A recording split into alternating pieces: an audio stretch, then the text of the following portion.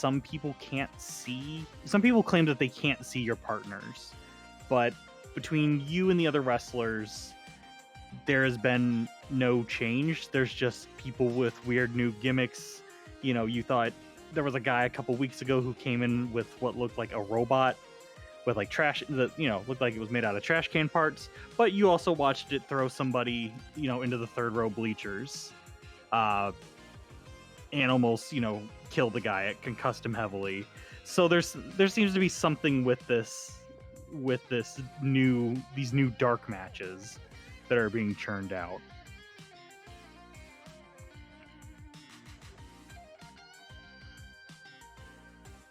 So yeah, what is everybody up to right now? The crowd is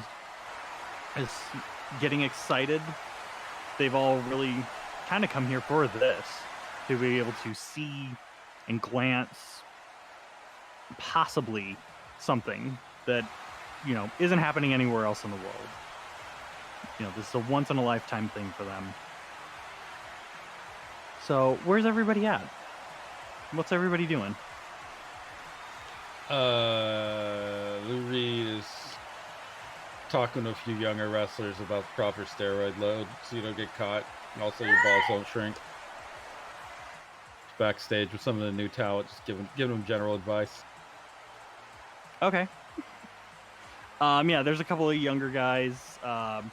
There's a couple of faces, you know, who are kind of becoming regulars, and then there are, you know, some newbies as well who are kind of getting in on this because, you know, they heard about this weird show that you have going on, that, you know, robots and weird people in, like, you know, costumes like Godzilla, stuff like that. Like, you know, the production level is just kind of skyrocketed, but the budget hasn't moved.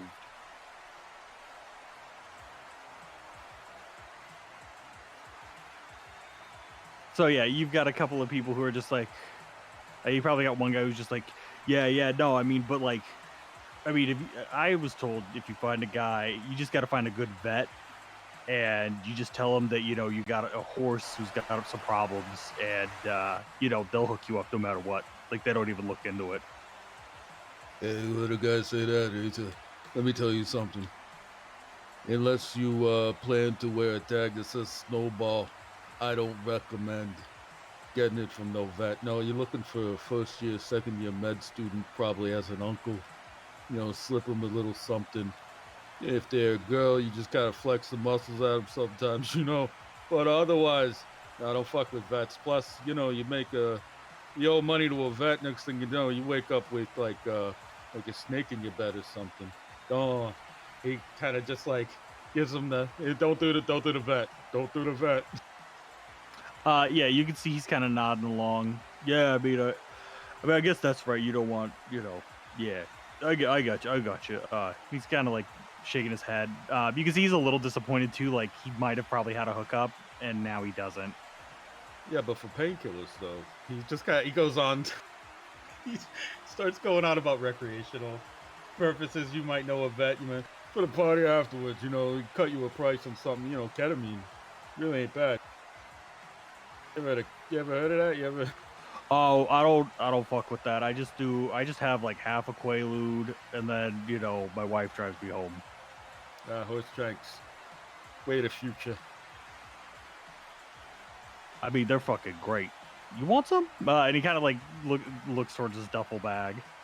No. First rule number 1: don't do any of that stuff. Because I'll tell you what, you go up there sauced, they'll try to work it into your gimmick. Next thing you know, you're like, you know, Drunk Pete or whatever. You come with a brown bag, you're tagged in 10 seconds, and they try to tell kids to stay off the sauce or whatever. You always gotta stay as clean as you can. It's clean. Think about it like you're having like a girl over and your apartment's a mess. You don't clean the whole fucking thing. You keep it as clean as you can for the parts people are gonna see.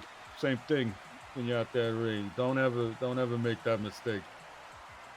You know, you'll end up, like I said, Paste Pot Pete or whatever they call him. Yeah, you can see he's still nodding along. He's just like, all right, I mean, I guess we're gonna go, or you know, I guess we'll hang out. but you know, uh, thanks, old timer. Hey, fuck you. He catches himself. Yeah, right. Whatever. Yeah, sure thing, kid. But he walks away, just talks with fucking old timer. Shit. Yeah. So, Dolce and Peaches, what are y'all doing? Waiting around. I'm anywhere you can hear the applause and like soaking it in. Maybe even I know we're supposed to make grand entrances, so probably not somewhere where she can grandstand, but oh, does she want to? She's just waiting for it. Okay, perfect. Yeah. Dolce. She's probably chatting up any stray wrestlers that she can, you know, she's kind of being a little bit of a flirt. She's a single mom, you know, she's gotta take her shot. And she comes here to unwind, and part of that is maybe seeing if any of these guys want to play. Yeah, I would say there's probably a couple that are around that are like they're both trying to like flex for you and like oh you don't want to be with him, you gotta come with me, sweetheart, I'll take care of you, don't listen to him, they don't even pay him a day rate, they just give him $20 and like let him eat the popcorn off the floor. Ooh, I've been lied to before though, but I like the way you're talking.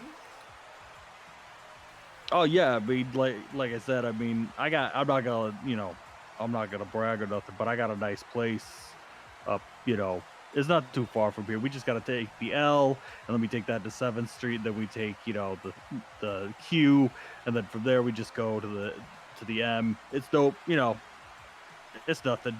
And immediately the other guy like just slaps him across the chest. Oh hey.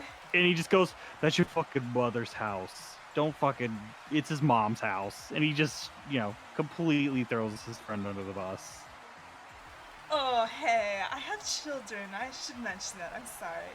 Oh, as soon as you say that, they both start walking away. Oh Yeah, that's what I thought.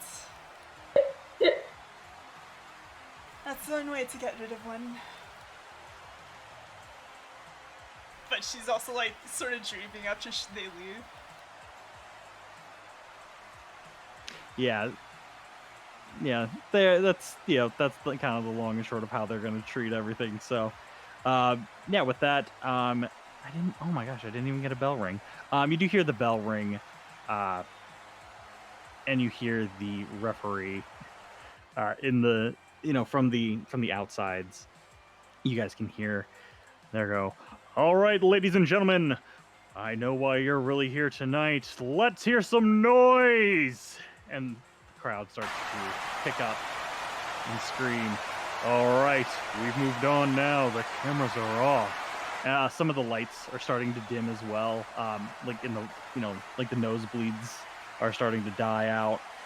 And he goes, "We're here now for the dark matches." The crowd starts screaming and cheering again. Now, who wants to see the first match? We've got a bunch of lovely contestants tonight. Why don't we bring some of them out? Huh? The crowd is just whipped into a frenzy. Lou, what is your height and weight?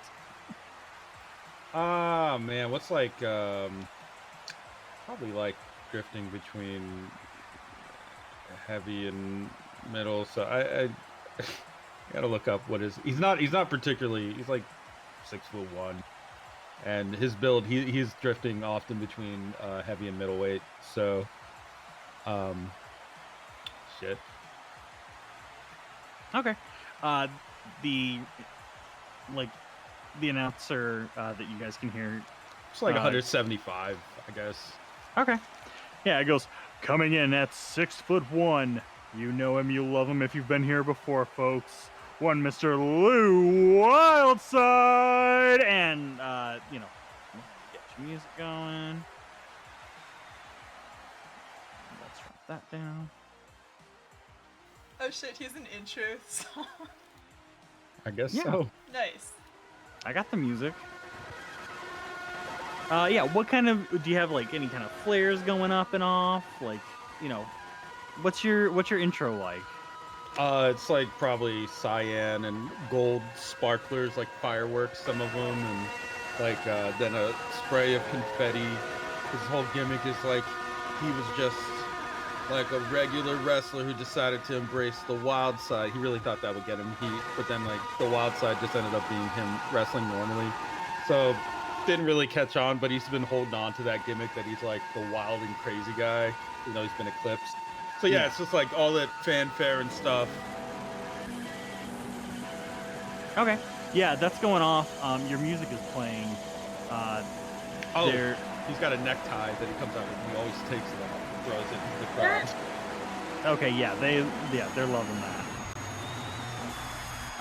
Yeah, it's as your music plays, I don't think have control of your character sheet. That's or your token. That's my bad. Oh, yeah, you know you do. There you go. Yeah.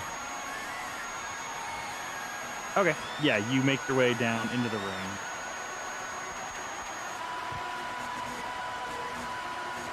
It really is Metal Machine. It really is. Yeah, I took it. So that we'll start to build that.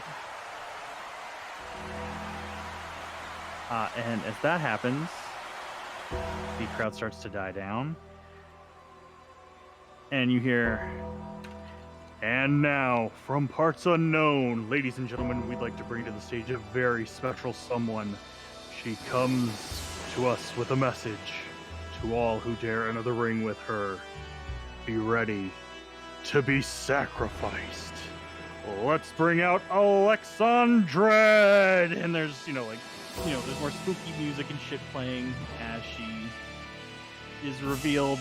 There's just like flames, like jets of flames and like fog machines blasting as she makes her way down and into the ring. She is very stoic.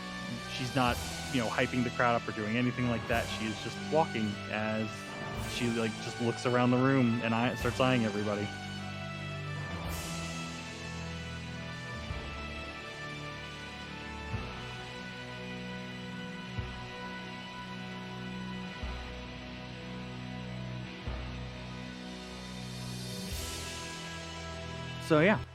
So with that, the crowd starts to build back up and come up and over. The ref here will get in between y'all. And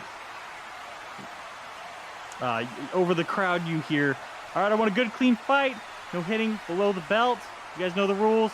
All right, let's go. And he points to the two announcers, and there is another ringing of a bell as we begin our first match.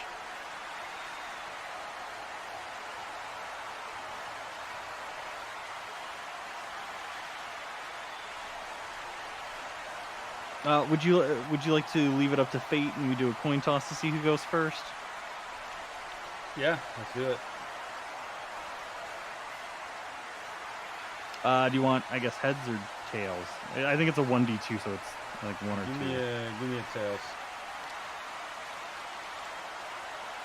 I guess that's tails. So yeah, you're up. Yeah. All right. First of all, does Lou know this Alex and Dredd? You've seen her around. She hasn't had a match yet. Or at least you weren't there if she did. This is her first in-ring kind of appearance. All right. Yeah, Lou. But if anything, I would say since you are kind of like ingrained here, I would say if anything you heard people talking about like, oh, they're gonna bring some new people in this, for the dark matches because like they supposedly can do weird shit too, or like they say they can. It's a bunch of a lot of these people just think, oh, it's all carny shit. It's all smoke and mirrors. So like whatever. If they put asses in seats, that's fine. He's gonna reach. He's gonna point at Alex and Dredd, and then kind of like motion to the crowd and reach into his tights and pull out a set of rosary beads that he wraps around his fist and holds up with like a cross dangling on it. Looks pretty cheap. He's attempting to gain advantage by building up hype with the crowd and possibly intimidating his opponent, but he doesn't know shit about shit. So, what kind of roll do you want me to make for that? Yeah, so I've been trying to think of how you guys could like have like a a charisma type of role. I figured that would probably be a range roll. Oh, good. Since you're trying to like influence what's going on. Okay, I was gonna say, yeah, you probably have like a passive difficulty on that of 2, just because you're trying to get the crowd whipped up into a frenzy and get everybody going. Okay. And I create, I guess, the scene aspect. I don't know what you want to call it, like good versus evil. It's like a good versus evil cheap heat move. Like yeah, like look at this person's all evil and here's like my thing. So like I guess like like face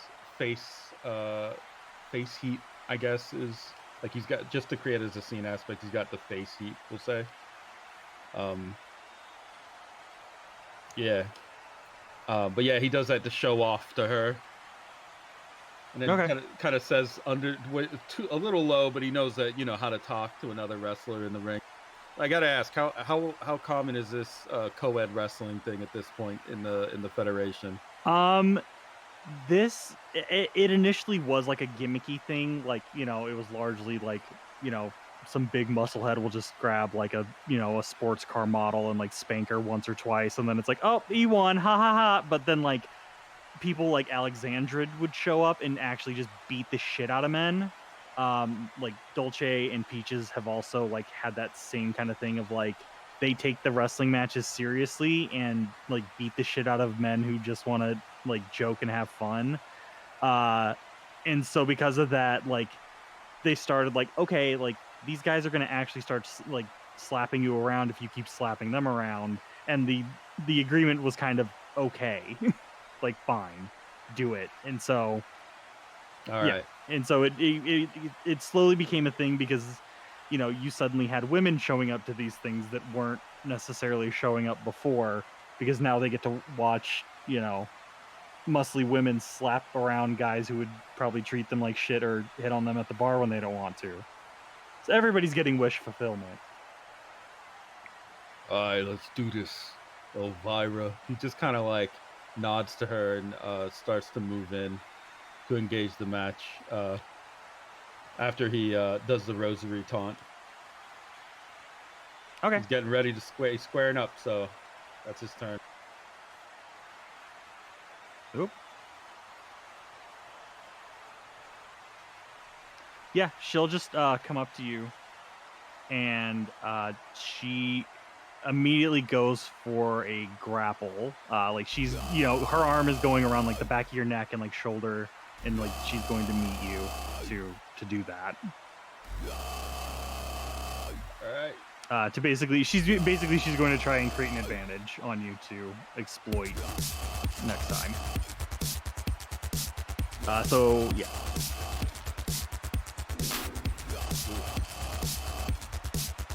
He's gonna try to finesse his way out of that.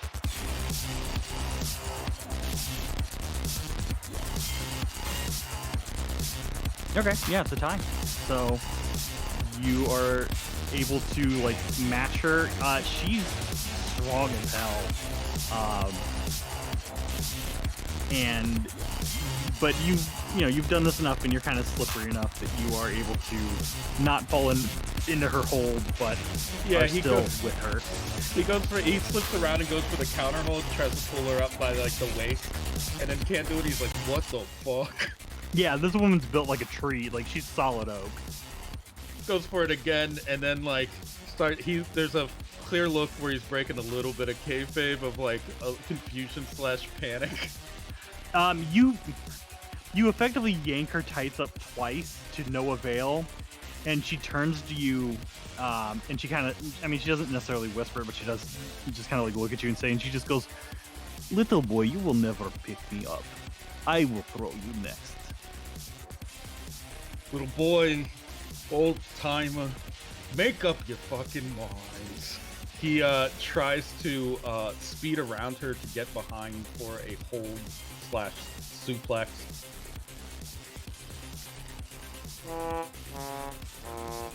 Oh, he failed. I love that you have the fucking womp womp. This shit's, oh boy, it's gonna kill me. An old knee injury makes it so he's not as agile as he wishes he was. But how do stand powers work in this bout?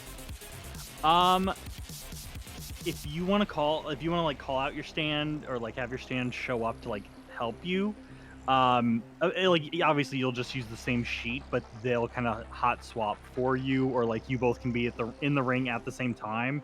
But like the ref will try and do what a ref normally does in a tag match, which is throw one of you out because it's only one man allowed. Okay, yeah, he can hear his So our stand. stand is waiting outside the ring. I guess. Yeah, you can hear it chattering when he fails. Bad knee. Should have stepped lighter. But other than that, yeah, he fails on it. I wonder how's that going to work with losability, because it turns failures into advantages. So would it just be his stand remembering those failures, I guess? Yeah, and Okay. basically able to like remember them and turn them around.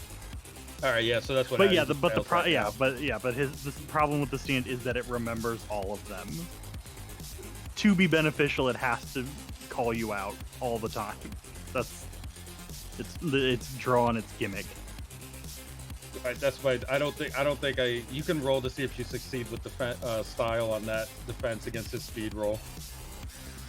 Yeah, I'll roll.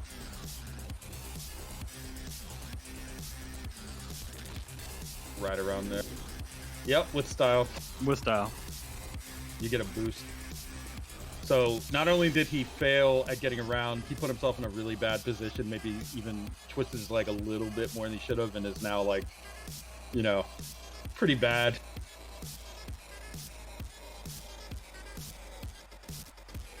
Okay. Yeah, she turns like as you go to turn, and she watches your leg or your knee, whatever it gives.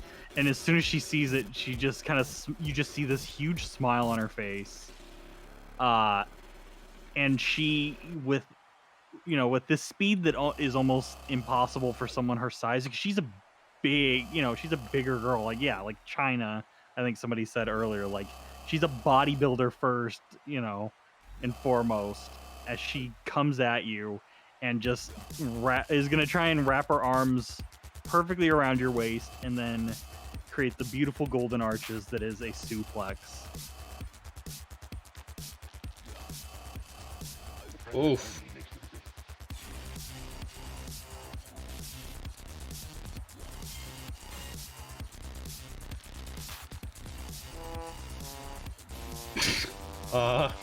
That's a 7. Is that a 7 I'm dealing? Did you invoke the bonus? No, I don't think she'll invoke it yet, but she did notice that you have a bad leg. Okay. But I mean, it's still a success with style, so. Yeah, he eats that. Eats that attack. 3 stress. Yes. What's the consequence? I'll say it's I'll say you're probably dazed because you just took that suplex, and maybe she didn't care whether or not your head was in the right place. So you may have taken it not on the shoulders like you should. Yeah, his head is fuzzy after that one. He's getting suplexed by this woman. As he's lying on the mat, all he can think is, shit, I really am old. Yeah, she suplexes you, and if anything, after she suplexes you, she doesn't roll over or anything like that. Just in this perfect little pump up in the air, she flips and then lands on all fours in this wild dog position and is just staring you down as you lay there and try and collect yourself. Hey, gets up to his feet, stumbles backwards a little, and then shakes his head. All right. I can see it's gonna take a little bit more than just. He tosses the beads aside. Oh, anyone got a Bible? He rolls his shoulder. All right. Hey, how much do you weigh? When you say that, like, you see, she frowns and you see her eyes narrow. But you also see that the pupils of her eyes, like cat-like, turn into slits and they narrow as well. And you just hear her go, "You'd never ask a woman her size or age. Is not common?" That's the thing, I didn't. He swings forward to try and propel her against the ropes while tagging in his partner. Perfect day. It's perfect day. So he's attempting to set up a combo with his tag team partner. Let's see what that would be. I guess a power roll. So after he pushes her, Yeah, bound against the ropes, he tags in his partner to come in with the clothesline.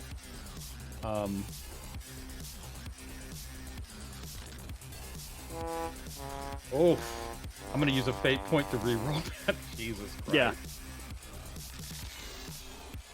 There we go. He's going to tag out with. He's going to invoke take a walk, or the stunt take a walk. He's going to use the cheap heat, or the face heat aspect from earlier, and then he's going to blow his last 2 fate points to turn that 4 into, oh my god, 12? Yes, 12. So he pushes her into the ropes, tags his partner, I guess jumps out, and this yellow and blue robotic suited figure steps in. Let me see if I can get I made a mid-journey picture.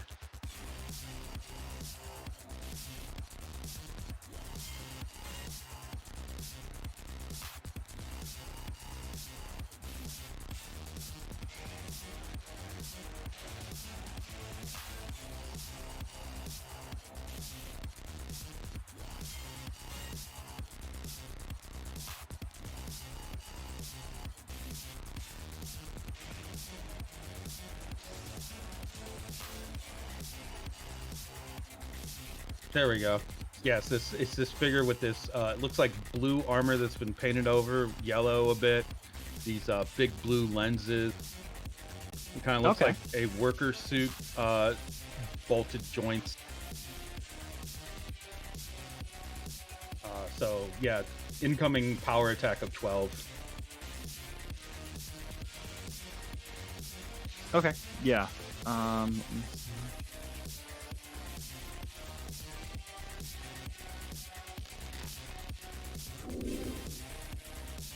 Okay.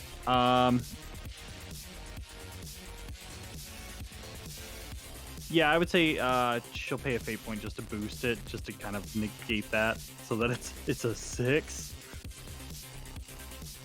All right. I mean, you could also invoke the you got bonuses. You could totally negate it with his dazed and the buff. Oh, yeah, that you you're got right. from earlier. Yeah. Yeah, I'll invoke that.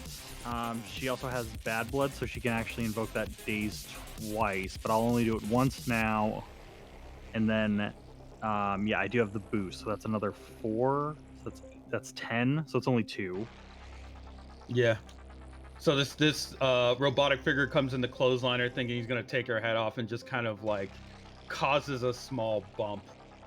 Yeah, like, yeah, there's a connection. You can see there are people in the crowd who just watched a woman get thrown incredibly hard and fast, and then just connect with the air, and just like sold it harder than she needed to, if she's faking it. But there are some people in the crowd who are just losing their minds at what just happened. You just made a man appear, and he just clotheslined her, and she actually did take it, surprisingly, because otherwise I don't want to say you've been ineffective, but it seems like it's a pretty one-sided match here. Oh, my stats are like 2s, the highest is 3s. She's got like 4s and 3s. I'm fucked. I gotta figure this one out. I was gonna say she also has 1s, because I tried to go by the same point buy system. I didn't want to just be like, she's a vampire. It's all 4s. Everybody get fucked. Yeah, he's back. So +2 stress. Yeah. And no fate points left. Oh, I mean, you have a whole do thing it. built around compels, so. We'll see. So she sees your stand hanging out now in the ring, and she'll look up at it and just go, "Oh, look at you, little fancy boy. I will enjoy playing with you two now." And we'll grab him by the ankles and attempt to just drop him effectively. So let's see. That to me, I'm gonna say that's a precision move. Okay.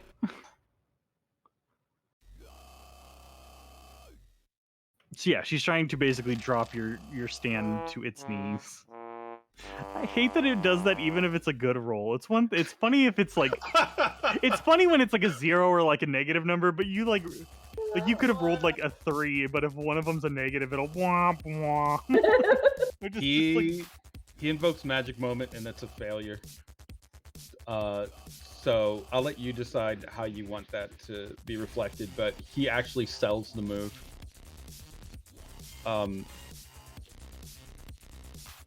Okay. Okay, if that's the case, then she'll probably use it to set up an advantage Okay. to go for a pin. So like, let's see, I'm trying to use the aspect tracker, so at least I know what the hell is going on. So let me do that. So yeah, I'll say it's just like ready to pin.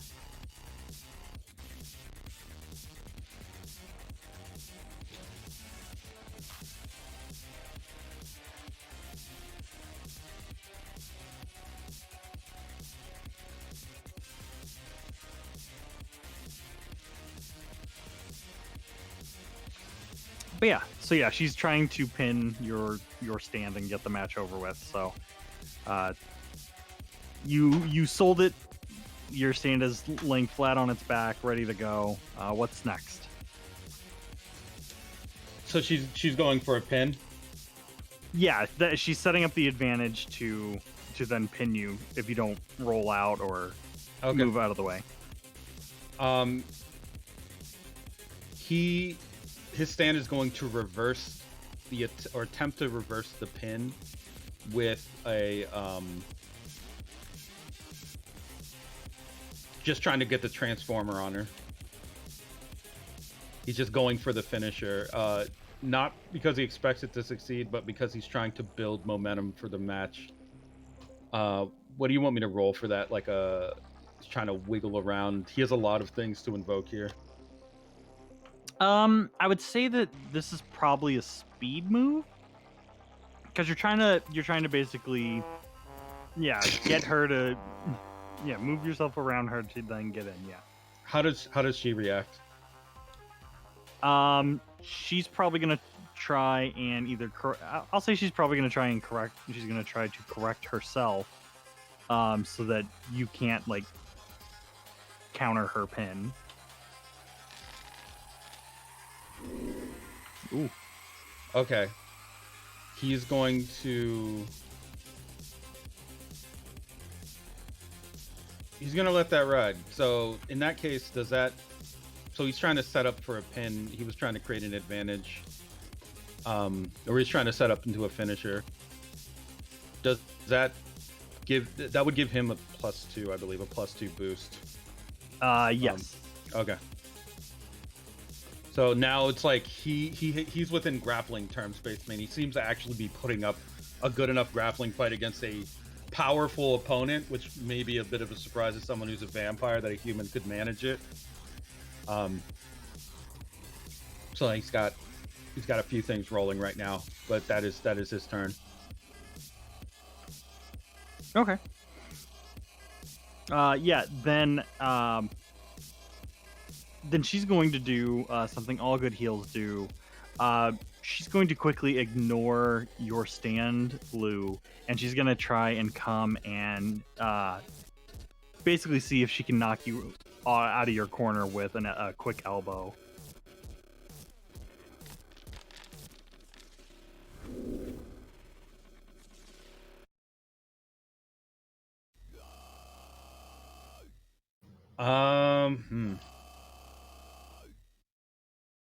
Let's see.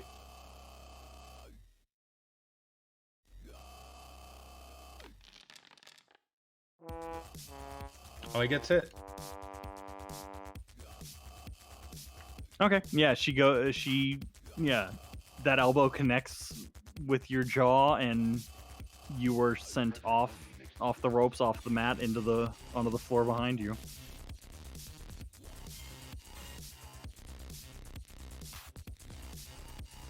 Okay, I was gonna say, I don't know what the range on your stand is. I assume it's either still in the ring or it's shifted as well. yeah, it's zero range, but like they're within whatever 5 meters, I would say. Right? Yeah. Okay. How's the crowd react when he gets like knocked out into the outside of the ring? There's a lot of like, oh, you know, that kind of stuff going on. What do the people in the front row look like? What kind of crowd we dealing with tonight? I mean, it's a Saturday night. These guys are not, you know, these guys are here for you, especially this late because these are the matches after the show. Oh. So with that,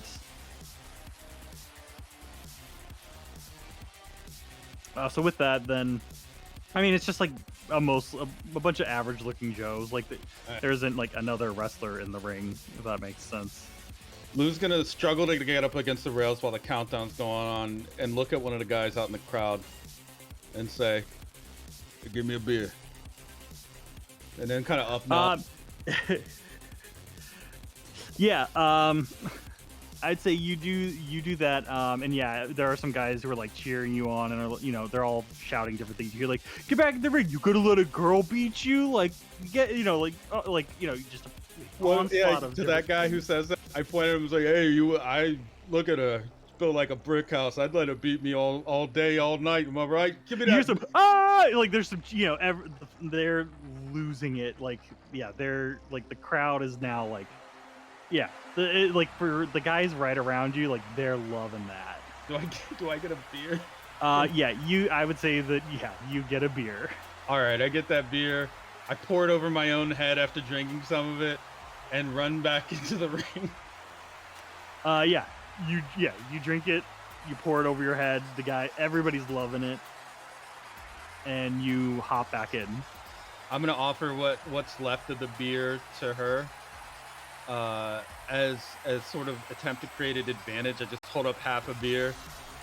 Can I be trying to create an advantage with precision? Yes. I was going to say that this could almost act as like a compel for her to like either sell or not. Yeah, you could. So yeah. Well, he holds out the beer like, "Hey, you like this, right?" Yeah, she looks at you, she looks at the beer, she looks out at the crowd and like the guy who like you took it from, and then she yeah, I mean, I guess I'll pay it.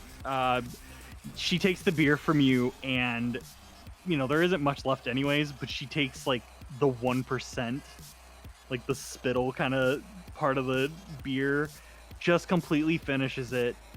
I would assume it's probably like a Now, you know what? I'll say it's a glass bottle, and she just smashes it over her head. Just no sells that, and the crowd is even more like hype after seeing that. And she tosses like the bottleneck that's out into like the ring area, and she just goes, "He's nice, but is not what I want." Did he create? He didn't create. Did he create an advantage on that, or is she just fucking up? She's just okay, right? I mean, yeah, she largely seems okay with having done that to herself.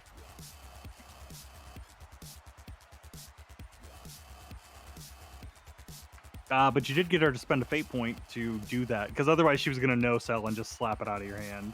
Oh. All right. Well, that's my turn. Yeah. Lou looks shocked and jumps back a little when she does that to sell it to the crowd. Yeah, they're still loving it. So she now like realizes she's back like within striking distance of you, so she's gonna go ahead and try and go for a like kick to your gut, and then she's probably gonna follow it up with like a pile driver. That's kind of the go-to, is get them bent over and then just completely fold the person. So that's gonna be well, you said he moved back, right? Yeah, a little bit. Yeah. He's within strike distance. It's fine. Yeah. He just, stumbled back for dramatic effect. Oof.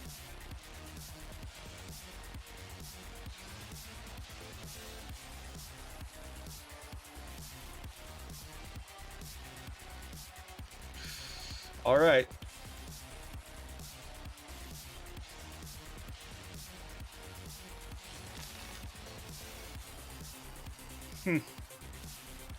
He is going to on this roll. Let's see, what do we got? Oh, okay. Yeah, I mean, you match it. So, do you just catch her foot, or do you move out of the way? Because it is like power for power, not like power versus speed or anything like that. This depends on how you interpret how his stand works. Because I've been keeping track of all of his failures with speed and precision as +2 buffs. How do you want them like used? I mean, let me see the sheet. You can see the advantages under the extras. There's a failure tracker.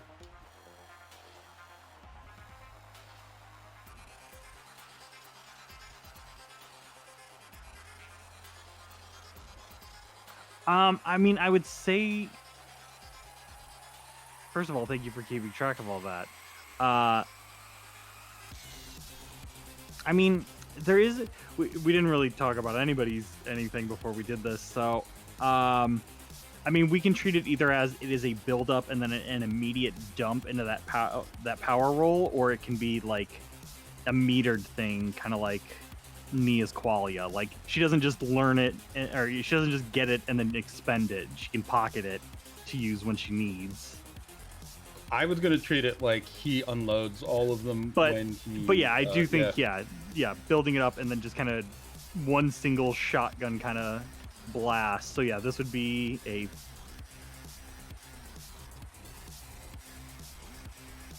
So that'd be a 15? 16. 16. Okay, I apologize. Oh, yeah, I saw that. It says +1, but I was counting wrong. Yeah, so this would be a 16. What do you do to her when she goes for this kick? For you, you're, I don't want to say you're an old study, but like, she's not hiding her moves. She's telegraphing everything, but she just moves so fast and hits so hard that for her, she's never had to think about like, oh yeah, I need to be better about how I do this, because she could just clear somebody's head off with a hard enough swing. So if anything, it's been about control for her than anything else. So here's what he does. Like, with his stands ability, Perfect Day, he recognizes that she's coming in from a certain movement because he couldn't avoid the suplex. His knee was bad. So he uses his good knee to step in under her hip and then remembers how she was setting up the pin. He knows where her like dominant muscle groups are. He remembers that he couldn't get around them the first time when she was trying to set that up. So he actually grabs her, like puts one shoulder under her thigh, begins to throw her over, remembering how he failed to set up the finisher before because he tried to start from the ground. He makes sure that she lands on the same shoulder that she used to throw that elbow into his jaw, and then makes sure that she also is ground or basically pushed into some of the broken glass from the bottle that she broke, invoking every single failure that he's managed here into that score. And on top of that, he also blows his fate point because he's a gatekeeper. And though this woman is strong, she's far too arrogant to ever make it to the master league of this like wrestling federation. Turning that 16-2 and 18. Putting her basically face down into the glass in the inverted Boston Crab, the Transformer. You can hear the glass crunch. Yeah, I was gonna say, yeah. I mean, there is broken glass everywhere, so you can kind of roll her in it. Yeah, I guess that's something I should have put as like a scene aspect, but that's fine. Yeah, you grab her, you do put her in the Boston Crab. You fully put your whole weight into it as she, like for once, probably for a long time. You know, you don't know how long she's been a vampire because you don't know she's a vampire. But this is probably the first time in a while she's had to deal with any sort of level of pain or arrogance, or, you know, just having to deal in general with a more human emotion, or feeling as this. So what's the severe consequence you want to put on her? That would be taking her out. Oh yeah, actually you're right. She can't absorb that, I'm pretty sure. No, because I didn't want to make anybody have too many, you know, stress and stuff like that, because it's just a bunch of guys and ladies being guys and gals. Yeah, you do this, and like you put her in the Boston Crab, and it's you and like your stand is also helping you. So yeah, the pain is so much that she slaps her hand down to like tap out, and the speed and strength in which she is used to like beat you up with this whole match is now being used to admit defeat, and it is this thunderous clapping that is going on as she finally admits defeat. There is a bell is rung. You hear the crowd cheering. Lou, you did it. You won. He lets go finally, and then hides, turns away from the crowd and covers his face like he's like, you know, shocked at his own win, but really he's just trying to hide the fact that he almost threw up just now, because when he put her in the hold in the glass, he was like, this is already too much. But then when he felt the fact that like this woman's anatomy is not normal, like I'm having to exert myself way too hard to beat this like apparently not seasoned veteran, but she fucking really threw down, and he was like really thinking that this was going to be maybe his last match with a woman this strong. Instead, he just throws his hand up to the crowd. A perfect day! And then just cheers, and then looks at the ref and kind of like gives like a confused, almost apologetic look, like, and yeah, with the bell ringing, yeah, the announcers are both talking almost over each other. You have the gentleman, like the cowboy looking guy, you know, that's PBR. He's been here probably as long as you have. He, you know, grew up in Texas and has just been doing like wrestling circuits forever, and finally hung his hat here, and he is just almost red in the face, screaming into the mic, almost incomprehensible sound. The gentleman next to him is Dudesley, who is just going, I understand that you're upset, but this is unheard of. I mean, a newcomer losing to Lou like that. I mean, what do we have in store? I mean, this is just the kind of thing that these dark matches provide.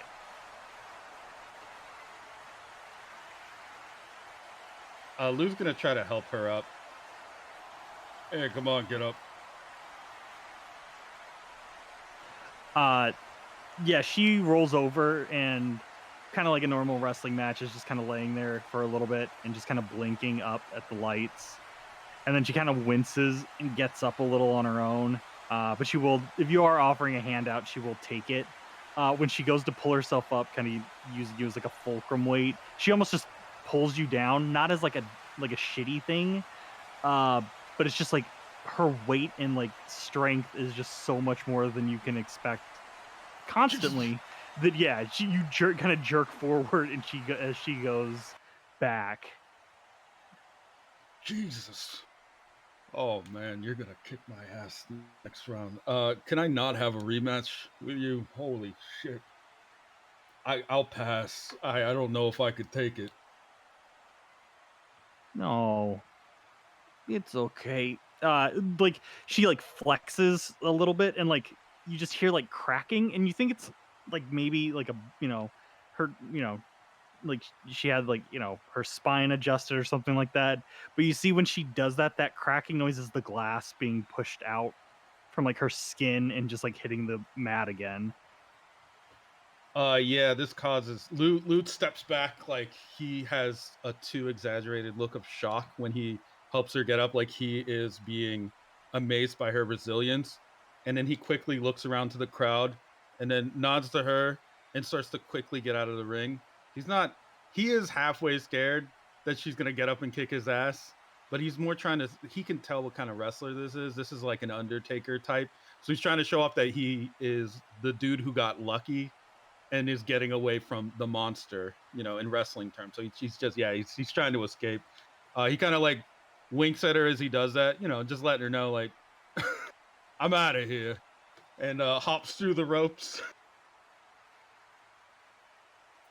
He's trying to sell, because clearly this is a young woman who's like a tremendous talent. She's like massive and strong and has the whole scary European Russian woman thing going on, which is very popular in the movies right now. So Oh yeah, you're hitting like Rocky 4 and all that stuff. yeah, like right. Red Dawn. Like if there's a Russian that any American can boo and like hate, like this is it. Like yeah, you're getting all these cheers, but like you can hear the booing, and it's clearly not for you. It is clearly for her.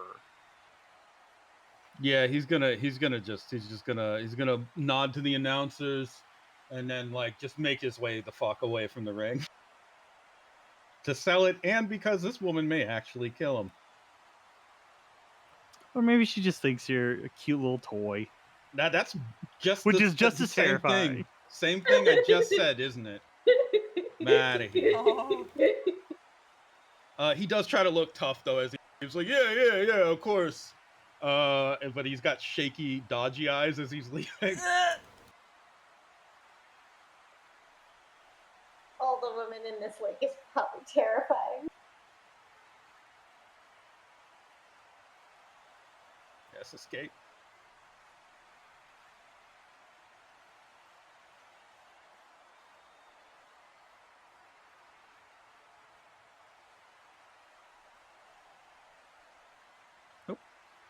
Sorry, I was talking and I didn't press the button. So after she's declared, she flexes. You leave, and you're given the appropriate amount of time to leave and have your way out. And then eventually she will just kind of like throw a fist in the air just to kind of signify that she won.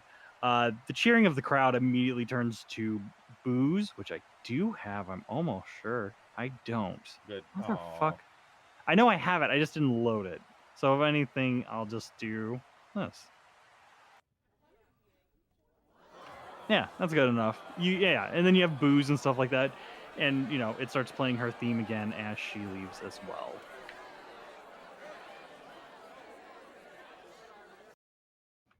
So yeah, so with that, we will get to the second match. So yeah, the crowd has kind of died down. The referee and like a couple of like stage hands grab a broom and stuff and clean up the glass that they littered the ring with. And then there is some silence as everything kind of gets reset back to 1, and then eventually you hear the referee again start to get the crowd kind of whipped back up into a frenzy and just goes, "All right, ladies and gentlemen, that was a wonderful match. Now let's bring to the ring. You know him, you love him. He's here, and boy, is he tired of waiting. Who else is tired?" And you hear a bunch of like cheering and everything like that going on. And he goes, "That's what I thought. Let's bring him out. The one, the only, Mad Dog, the Wild Warrior." And so, yeah, coming out, there's just, some jets of fire and everything going out. You see this man covered in like tattoos and like face paint, just going absolutely wild. I can't move the token and talk at the same time because I have control as my button, but he is running up and down the crowd, zigzagging around the ring. He is absolutely kind of feral and like getting the crowd going. Before making his way into the ring, his entrance into the ring is he just jumps up onto the mat and then just clears all 3 ropes and then lands. To Generation X. Yeah, I was trying to find some songs and I was just stealing actual wrestler songs.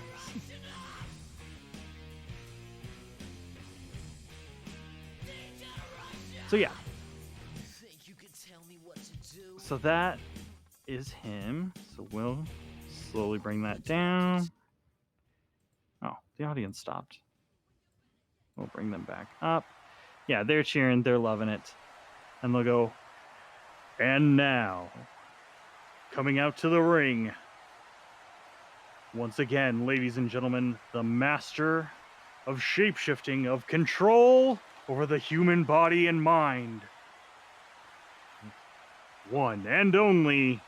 And you can, like, he moves his head away from the mic, but you can barely hear a, because even he's like, she needs a better name. He goes, "Peaches!"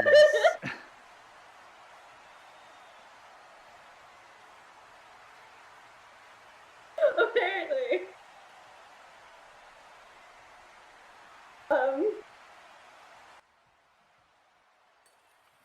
So yeah, you come out. What's your entrance like? What do you got going on?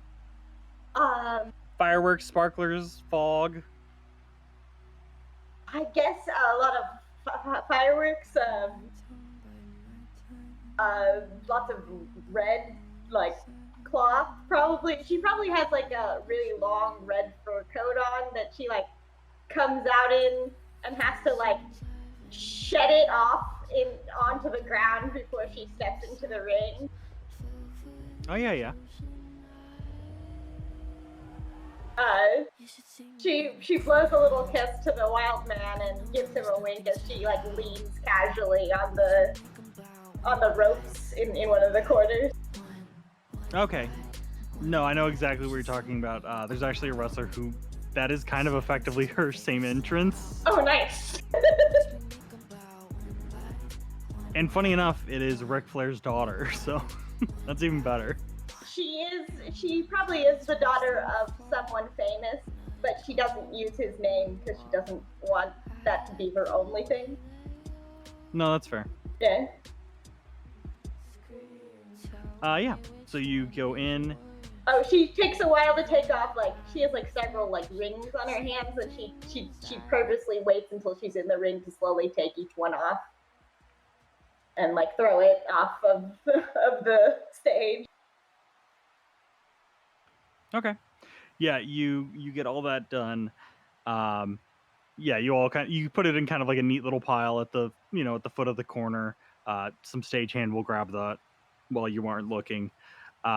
Again, the ref comes out, kind of gives the same warning. Be 3 count. First first one's out, you're good, and then you hear the bell. So let me roll again. Do you want to be heads or tails? Tails.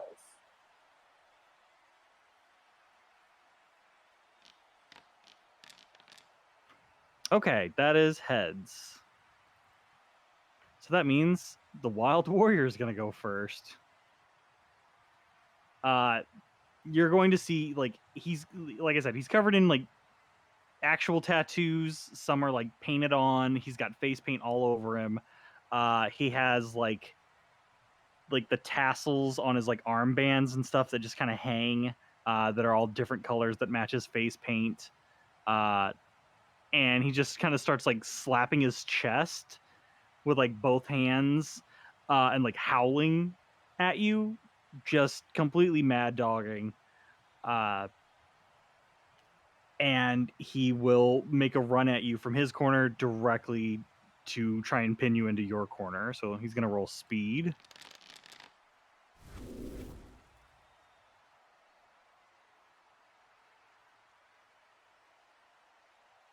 Oh, and what's he? Okay, so he's just gonna pin me.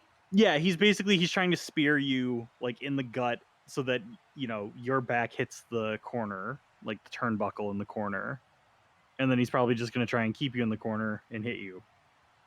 I come at him with similar rage. I'm just gonna immediately open with a clash. So he comes at me. I wait in the corner until he's close, and then I just try to pull off a series of moves. Because he's close enough to the corner, my stand might be there. Yes. Yeah. I'm gonna use my stunt maniac, which is for a sec. The first punch. Oh well, I'm gonna roll and we'll see what happens. Sorry. I know. Be nice. Well, hold on. No. It's not that. It's the copy pasta thing about Keanu Reeves. Oh no! I don't know this. So do I just roll 3 things? Yeah, roll whichever 3 you want.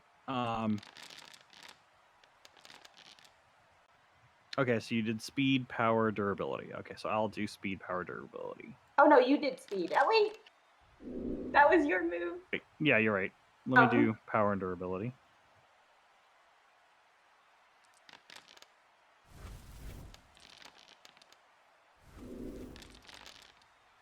I need one more in there. There we go.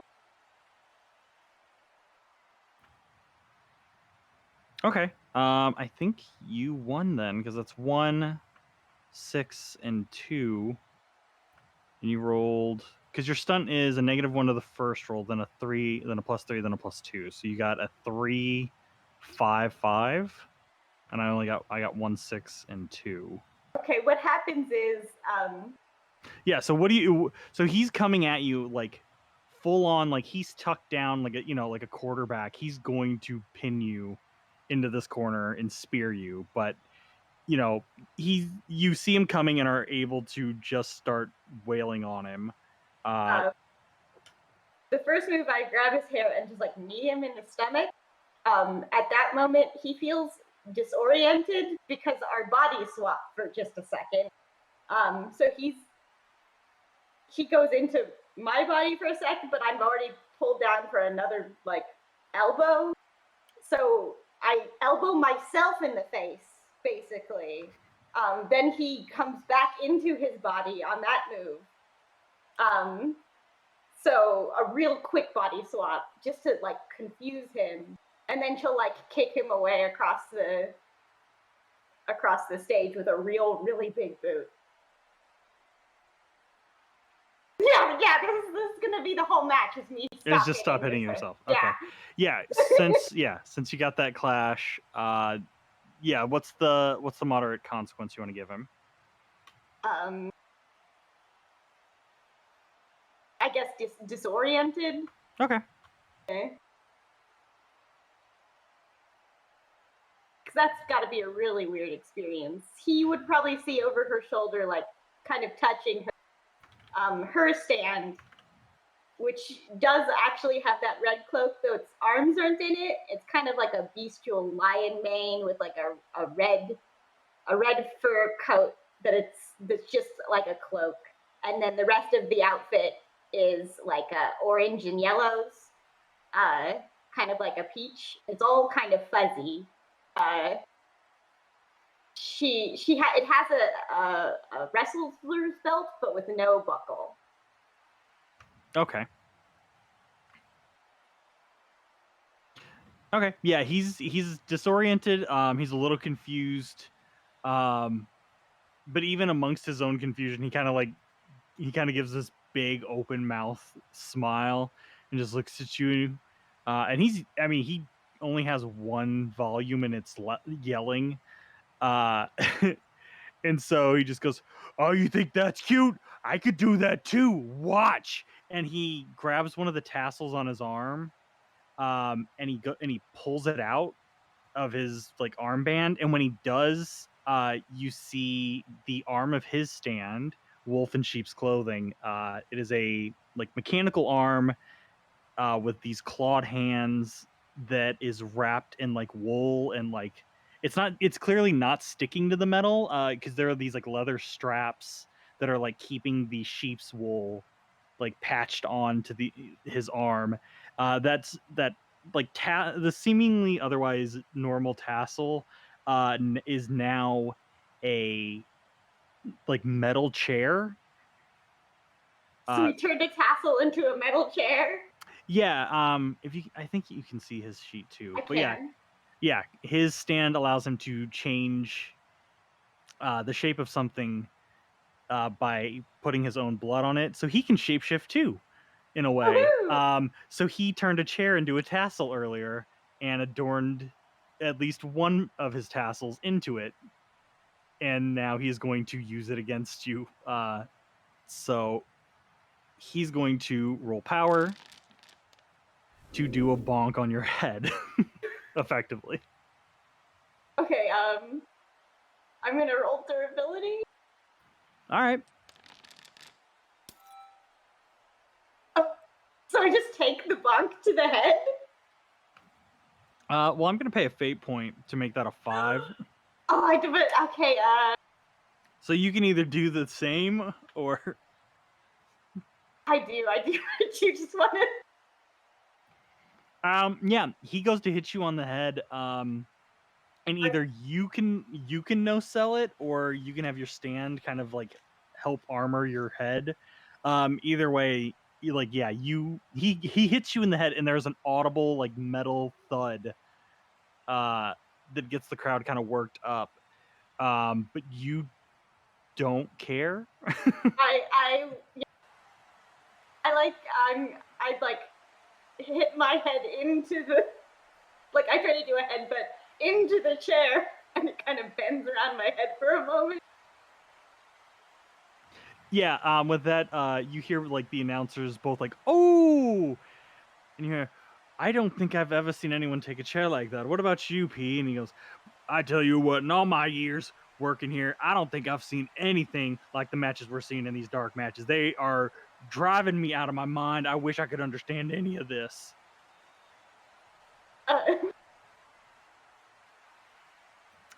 Yeah, you effectively no sell that hit, and he's not really open, but like you're good to go on him. I instead grabbed either side of the chair, put it up above my head. If you like he probably won't let go, but I try to bend it in half. I'm just showing off now.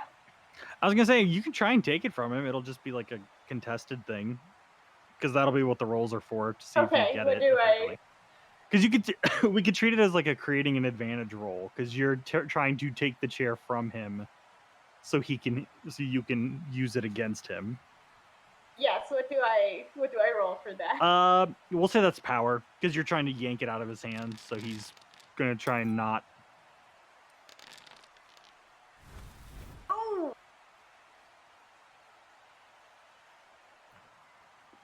I was gonna say if you want to pay a fate point, you can.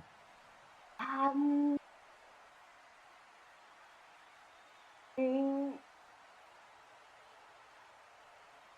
okay, yes, I will. I will pay a fate point, and I will invoke my stand. I'm gonna put a little personality into that chair, so it starts like moving and snapping at his fingers. Okay. Yeah. So yeah, he's holding the chair by the bottom of the legs, but the way we've all seen a folding chair, so the one set of legs is a little higher than the other when it folds.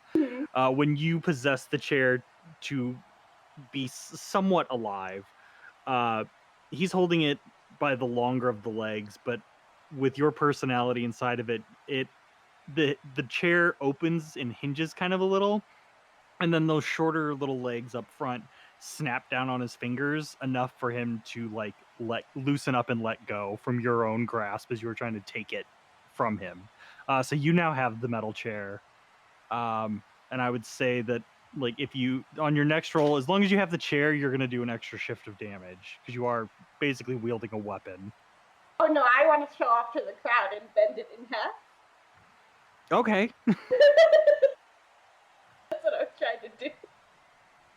Yeah, I mean that's even wilder. If you want to bend it, then yeah, give me another power roll. I'll say passive on that is going to be you got a +4, so I'll say it's a 3 because it's already got a yeah. Oh no!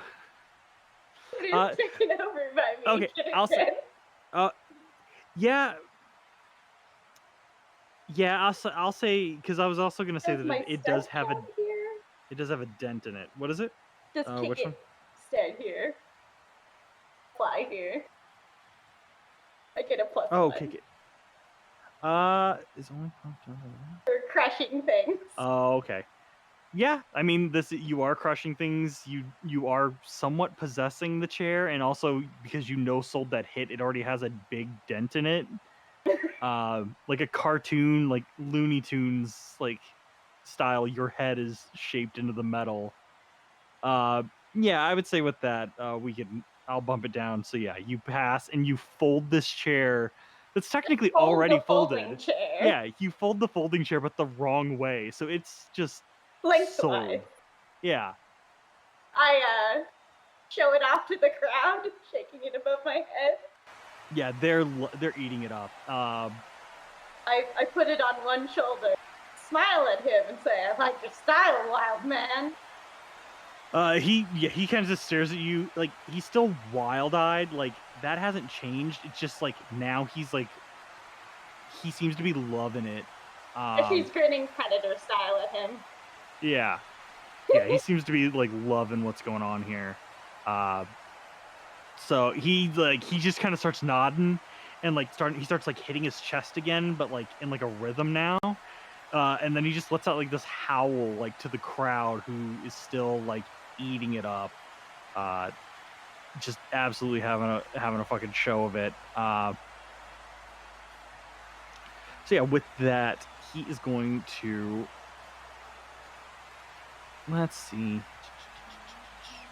Yeah, I mean, he saw that happen, but he's still gonna try and come at you. This time he's just going to just do like a bunch of like smaller like a lot of smaller hits, like chops and like to the chest and all that stuff, and try and get you to slip up. So yeah, that was a speed roll. So let me drop the crowd. I would say since you're kind of running the fight, we'll play your music. Oh, is that his music? No, this is yours. Oh, okay.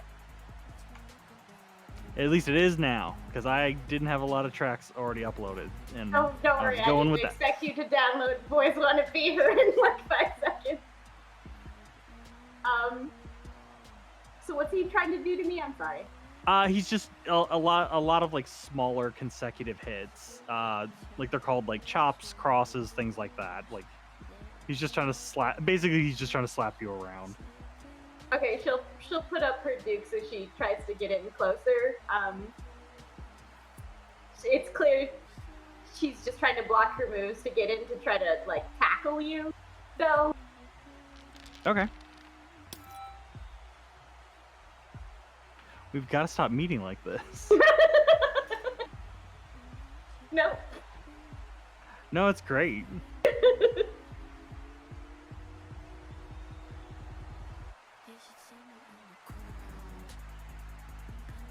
Yeah. So yeah, nothing.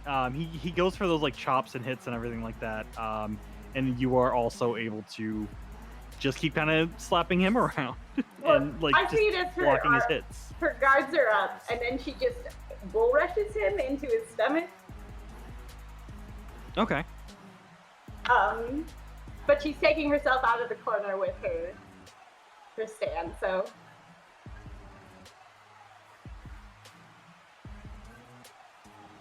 I guess I roll power for that? Yeah. Oh, jeez.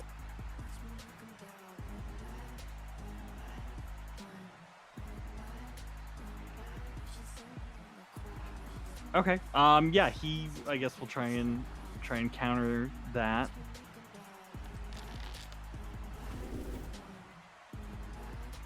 Okay. Yeah, so you get him with that stress. So yeah, you're able to connect and get him.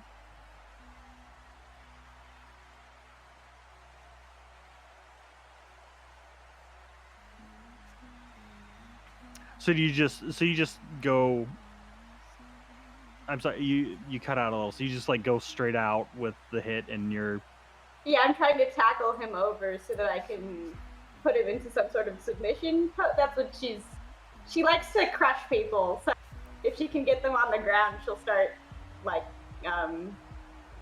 pressuring their limbs and try to like make them tap out, basically. Okay. Yeah. Okay. Yeah.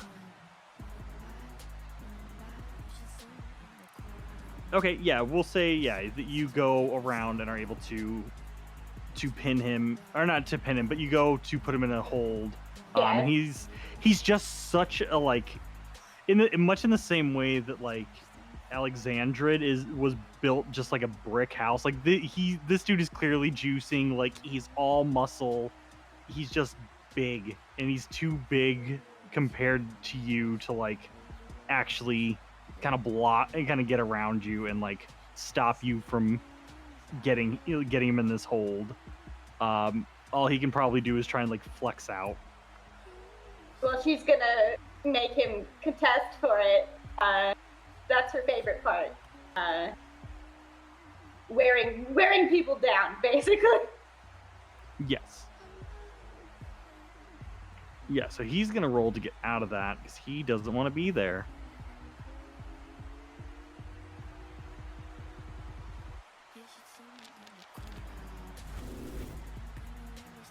Oh, geez.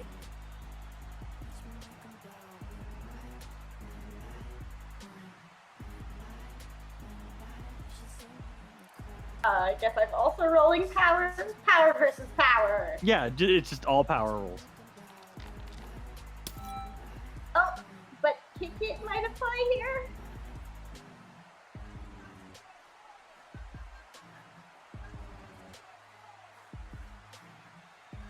Let me see.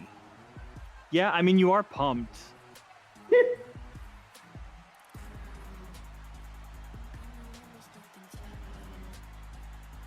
Let's see.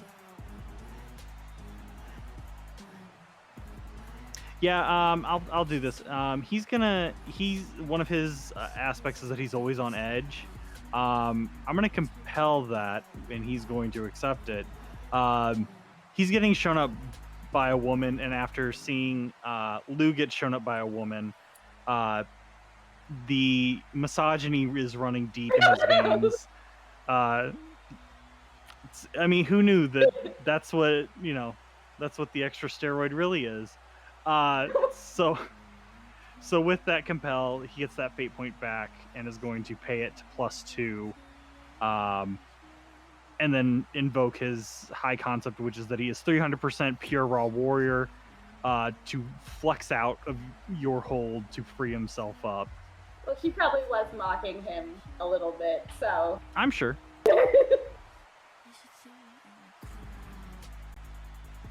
Come on, big man, show me what you got. And then he shows her what you got. Yeah. Yeah, now that he's free and you have taunted him, I mean, it is your go, because, yeah, you could immediately just put him back in.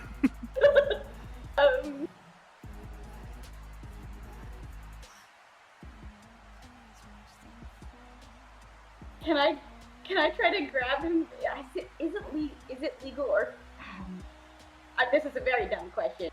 But will the referee No stupid call questions. me out if I grab his tassels? Like the tassels on his arms? No. Yeah, like, okay, so if I like grab one and try to swing him by the tassels into the ropes, would that be?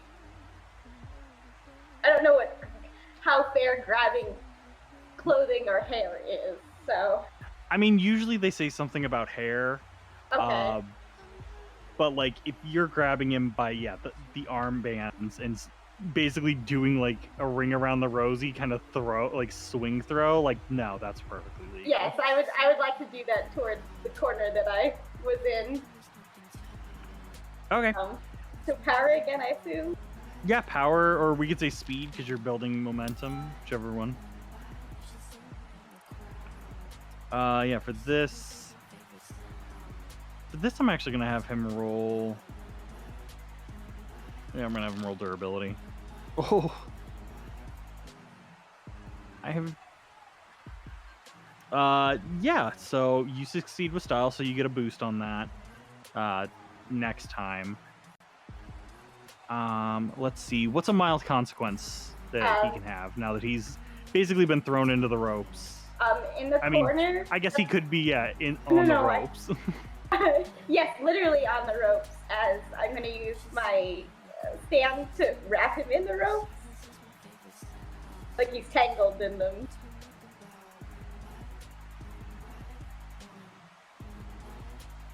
Okay, it's yeah. Okay. There we go. Switch you guys around. So yeah, he is on the ropes. He is disoriented. He's looking pretty bad. He did the whole like sell where like once he hit the ropes, like he hit the ropes like on his back and like his arms kind of like wrapped around, to like give you basically to give you another hit. So if anything, he is wide open. Like I said, his arms are out to his sides. He's basically just barely standing on his feet. And he's basically just going to try and compel an attack using your trouble of having a big ego.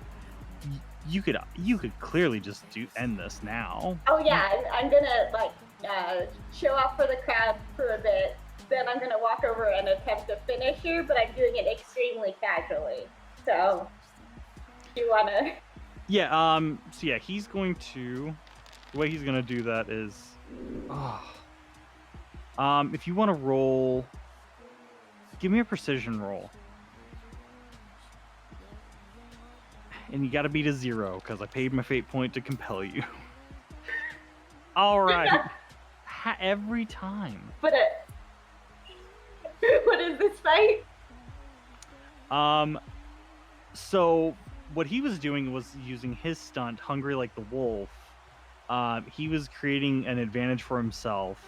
What you didn't see while you were boasting to the crowd and he was on the ropes was that he took a very small razor blade hidden in the bands of his wrist bands, and used it to make a very small cut across the top of his head, which is something that wrestlers really do. It's called blading. It helps sell how vicious like a hit is.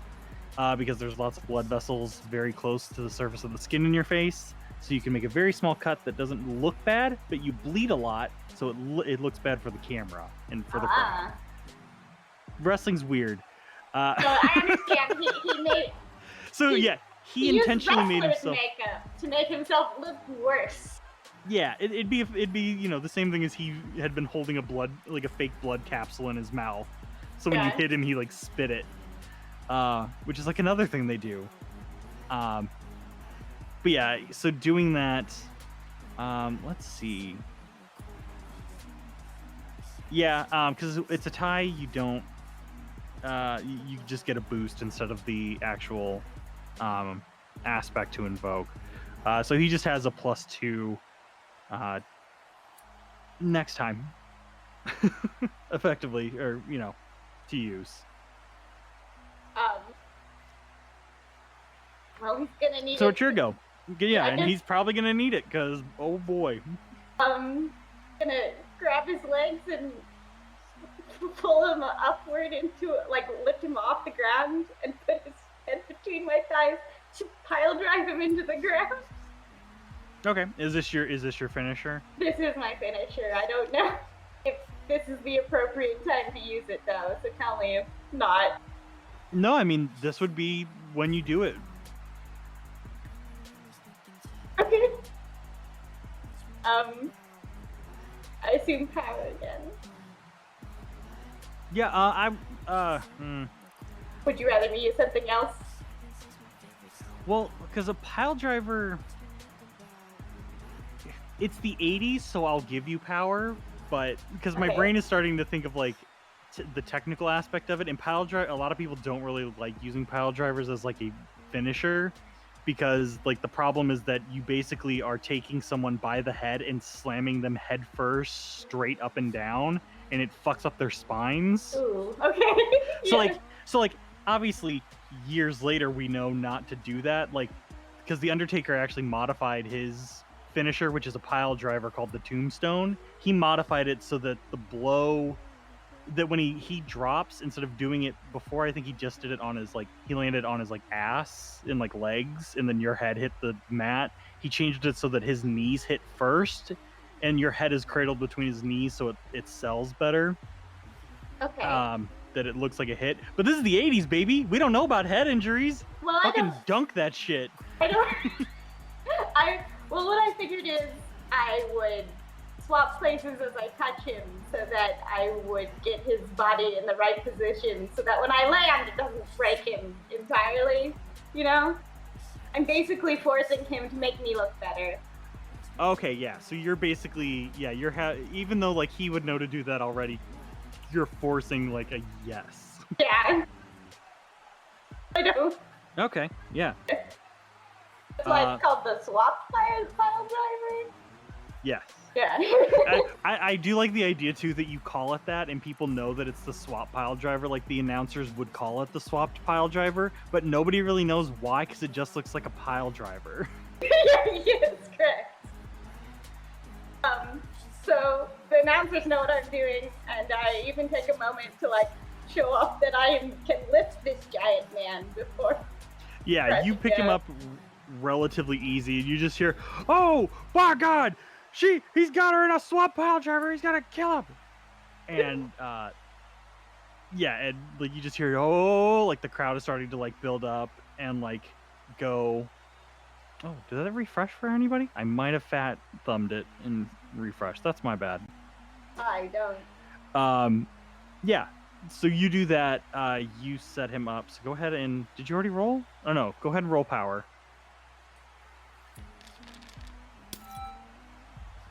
Oh jeez. I've All gotten right. very lucky tonight. I'm sorry. No, knowing my I'll just roll a 6-2 and nothing will fucking happen. I would say actually, you know what? I would say he knows what's gonna happen. And it's maybe not so much a power roll, but it's. I mean, I feel like he's got to roll durability to keep his fucking head straight. Okay, yeah. Yeah, I have no fate points, so I can't invoke if I wanted. Yeah, so I mean, he's only got his severe consequence left. He's pretty much down and out at this point. So, So whatever severe consequence you land on him, we'll say he's just you do your pile driver. There is a huge pop from the crowd. They are now even louder. And he's just laid there flat. After you land the pile driver, you kind of step back and he just falls. He is done and ready to be over with this. I mount the. I'm gonna be a bit of a heel. I'm gonna mount the ropes and kind of throw my hands up, and have my stand throw my fur coat back onto me. So it's just the coat kind of flies onto me from their perspective.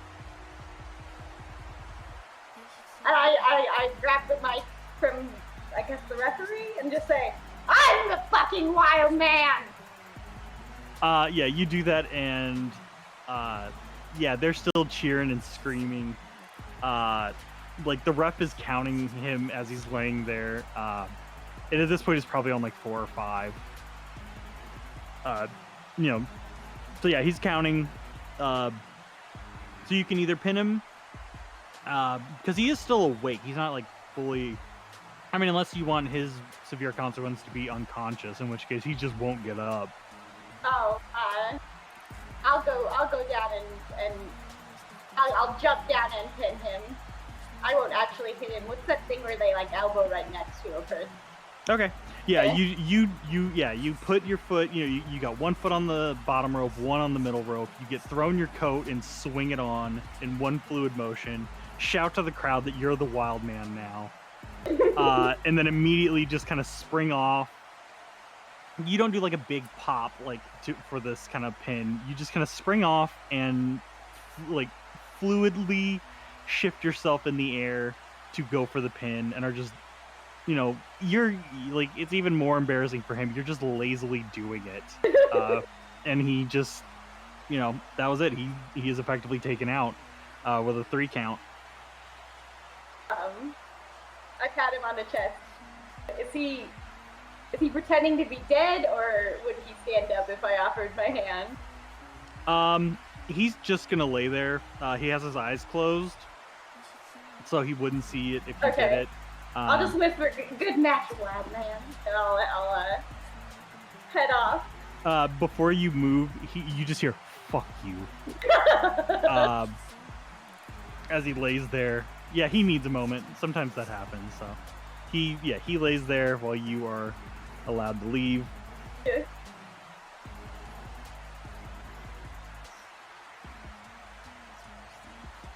I will showboat on my way out. Yeah, as you should.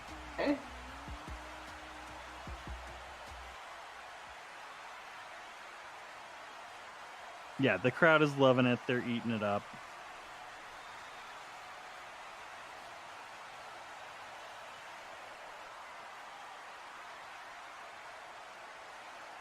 Everybody's big happies. Eventually, though, I will say he does get up. The ref kind of like gives him a like, "You're done, wrap it up" kind of moment, and lets him get up and make his way out.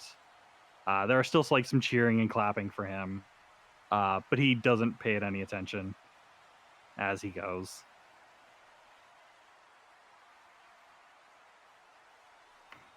So yeah, with everything reset again, we go to the 3rd and final match of the night. If I broke wrestling laws. like I don't know the wrestling tropes. Like, am I the heel now? I mean, Am I setting myself up to die? I don't know. You're I fine. mean, yeah, I mean, you sold to the crowd and they ate it up. Like, you did what you needed. Okay. I mean, it's the 80s, so they may not respect you because you're a woman, but you did beat the shit out of him, so they can't deny that. I bent a chair in half. They've got to. You did also bend a chair in half, which I'm sure that people will be like, well, I mean, he produced it out of thin air like a magic trick, so it's probably just paper and cardboard, so it's not a big deal. One, yeah. That's fair. Yeah, there's like there's no way anybody will believe that you actually folded a metal chair with your bare hands, but that's on them, not you. Yeah.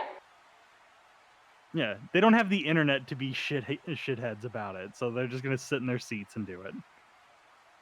They'll grumble to themselves that it's bad writing. Yes.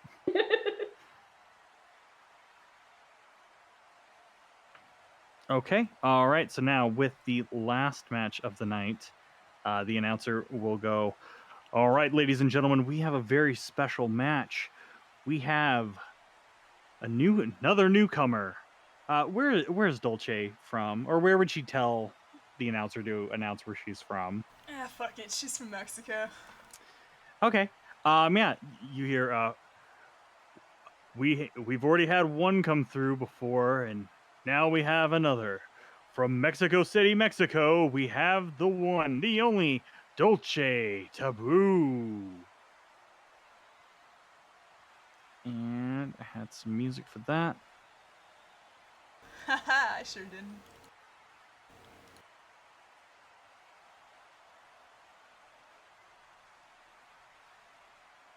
That's about to be too loud, my bad. Okay. So yeah, what's your entrance like? Oh, she probably comes out in, like, a preposterous robe. And she's probably, like, spinning around with her arms out. Kind of, like, blowing kisses as she goes. And then she, like, jogs up to the ring. And just kind of, like, you know, hops around. Trying to get, like, crowd hype. She'll do, like, a little, somersault just for fun.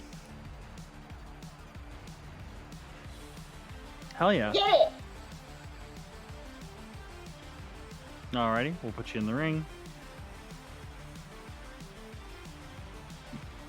Yep. So yeah, as your music starts to die down, you hear, all right, ladies and gentlemen, and now her opponent. You all know him. He's a hometown favorite. He's the one, the only, Ted, the Peacock Roberts. Like the crowd is now like, your music is like completely overshadowed by the crowd losing their mind. You would know, and everybody else would know. Ted is the current reigning champion. What? He normally does singles matches only. So it's kind of wild that he came out in the first place to one of these doubles matches. He's never expressed any kind of concern or anything like that. As you see this man, as much as you are also dressed flamboyantly, this man comes out in a full peacock robe with a huge like neck piece, like like hood. Yeah, he's full of bird bags.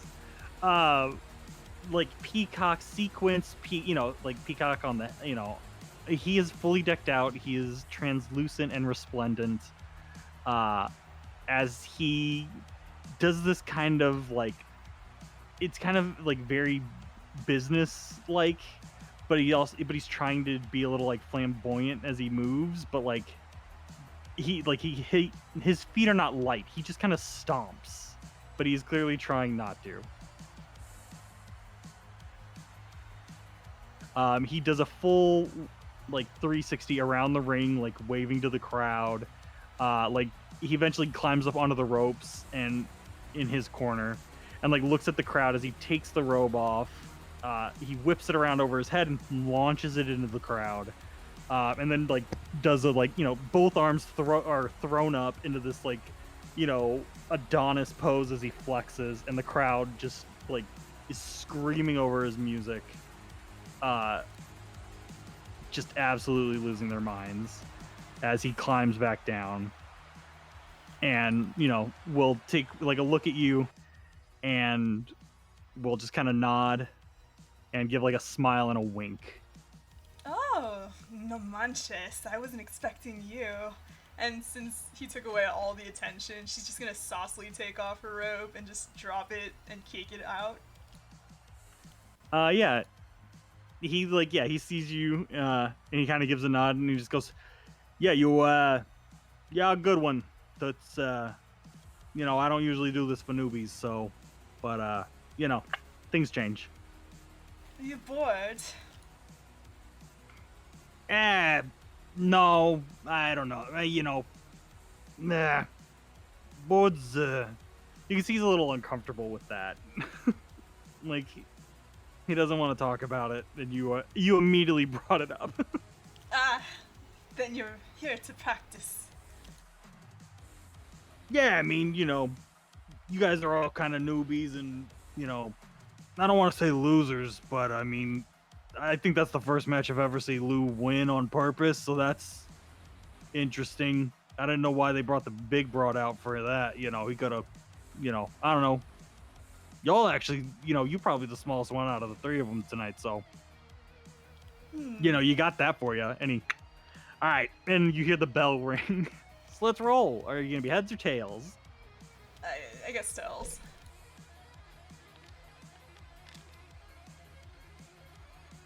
Okay, heads. He goes first. Yeah. So first thing he's going to do is he is going to roll to create an advantage for himself. He's going to immediately he's kind of squatted down, hands up, like he's about ready to grapple, and then he immediately turns and climbs the rope again, and just does like a come on motion to get everybody going. So let's see how good he does. So he's just juicing up the crowd. Oh yeah, he's juicing. It's for him and for the crowd.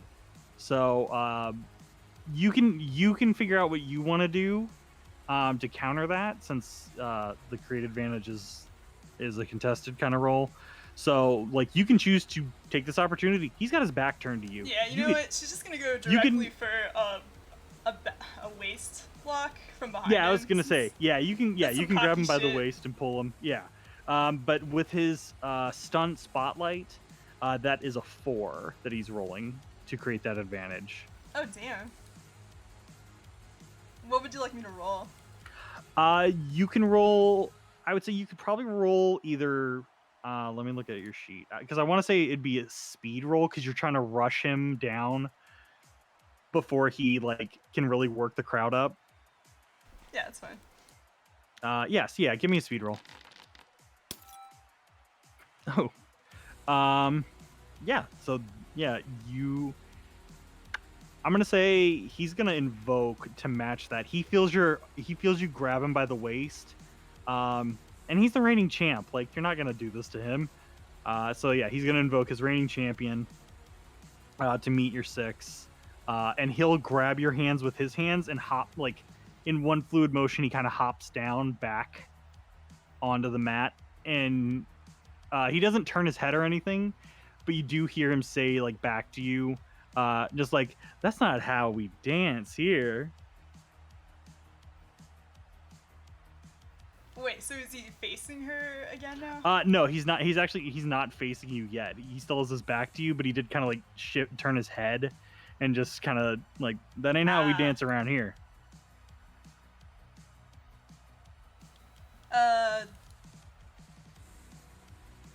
Can she just go for grabbing at his waist again?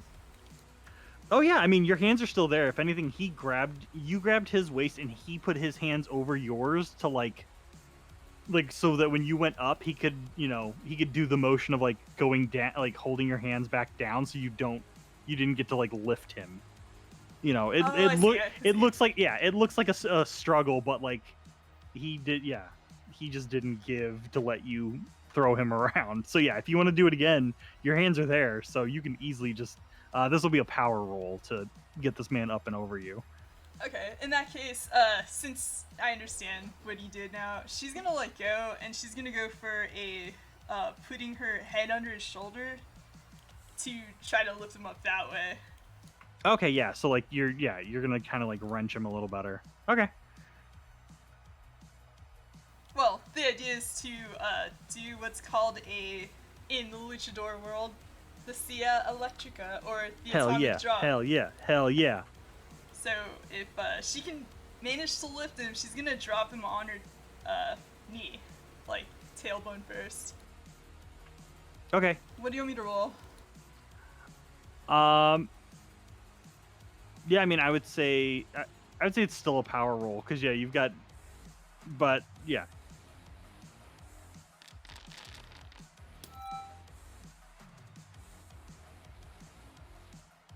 Is this against his, Nah, he would roll to defend this right now, right? But he has, like, that advantage. What's up?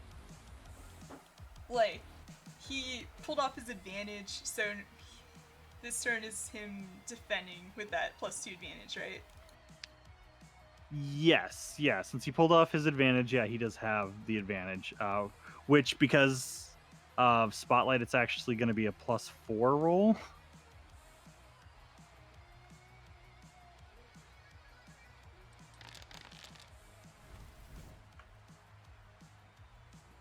Okay. Yeah, I don't.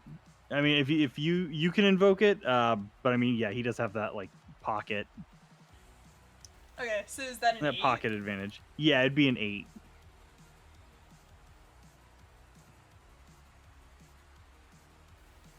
I'm gonna invoke my move, my stunt climb to the top, since it is near the ropes right now. So it's a 3, and then I'm gonna Okay. invoke twice.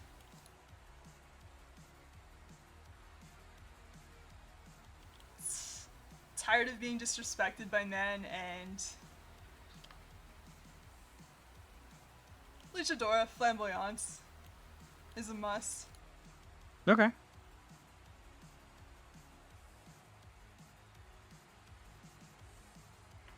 Okay, I- so that would be a 7 then? Yeah, man. I should just hang on to my last fate point.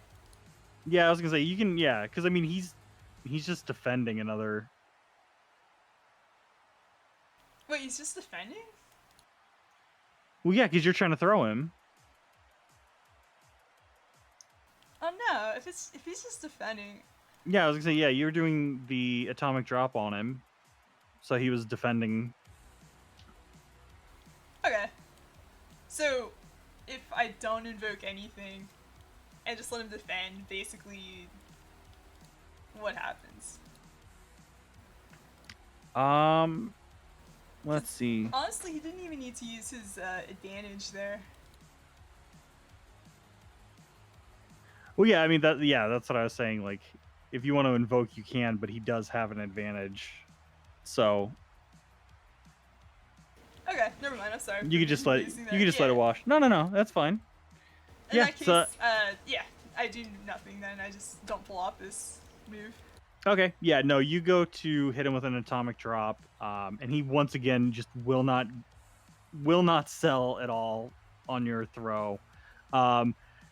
You do feel a little bit of pressure though because you did place your head in his like armpit essentially to Oh try no, and yeah, it's a bad wrench. position to be in. Yeah, he's To not got pull yeah. off. Yeah, he's got that on you, and he just goes. Oh, excuse me, I had a cough. Come. He goes. All right, well, you know, that was fun. Now, sorry. I mean, not, whatever. And he, he's kind of mumbling under his breath now at this point. So he's gonna take you in that headlock and just go for a chokehold. He's gonna kind of swing you around, like your body around, so that it's in front of his, so that he can kind of better manage you, so that you don't slip out. So he's gonna try and go for that.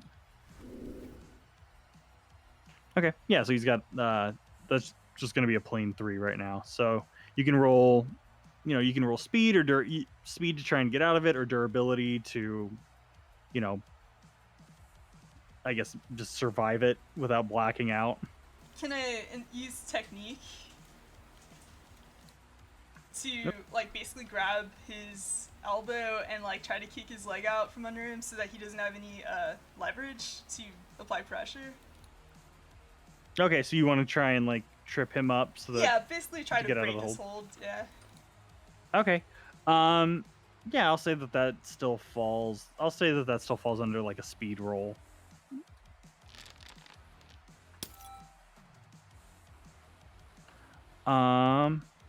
Yeah, yeah, now is when I'll use that advantage that That's he fair. had to put it at a 7. So one But you stressor. get- Yeah, so just be 1 stress.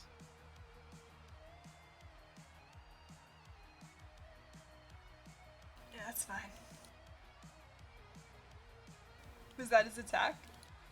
Yeah, that was his attack, so it is your go now. Okay. Did she manage to get free? Because I guess not, since he managed to pull off this chokehold. Yeah, no, yeah. You tried to get free, and you did you probably did get him on the ankle or something with your kick. But it probably wasn't a strong enough kick because with him wrenching you around to really kind of lock in this hold, it probably wasn't in a good enough way for you to get any kind of real power behind your kick.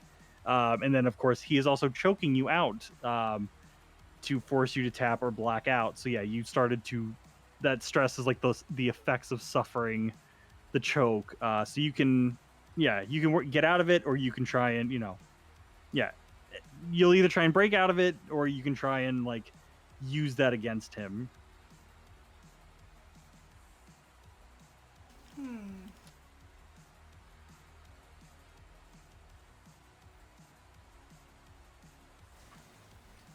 I'm regretting not just breaking out of this the first time. I mean, you do have your stand. Okay, yeah. Can she try to, wrestle him to the ropes? Where her stand is? Yeah, This would probably actually, be, let me. Power roll, I guess. Yeah, I was gonna say this is kind of how I assume you guys are standing. So yeah, your stand would be in this bottom corner. Oh my god, it's so far. That's the thrill of the tag match, baby. God damn it. Okay, she's gonna try something with. So yeah, I would her- say you can do power or speed to push him back, because you can either because your power can either just be your raw strength to push him backwards, or you're close enough to the turnbuckle there, you could kick off of it effectively and go to push him back that way, or with your speed you are just you're fast enough that you can just kind of push him that way in the same regard. Yeah, it's literally closer to just go for the ropes. Yeah, she's just going to use the ropes behind her, and also her size, it's probably harder to keep a hold of someone that's not buff and big. Yeah, I mean, yeah, that's kind of a thing, is that there's always the big strong dude but especially for lucha libre, their lucha libre is a very speed centric kind of wrestling style, especially in terms of wearing down a big guy. Rey Mysterio will still run around and kick and slap the shit out of somebody. It's an attrition thing for them, and the big guy just has to throw them hard enough once. That's kind of what this match is you gotta go and get those hits in before he just grabs you and throws you. Yeah, grabbing is really bad. What would you like, a power roll? Yeah, like I said, you can do power or you can do speed to try and get him to start moving, so you can tag. Ooh. All right. Yeah, he's gonna want to not move.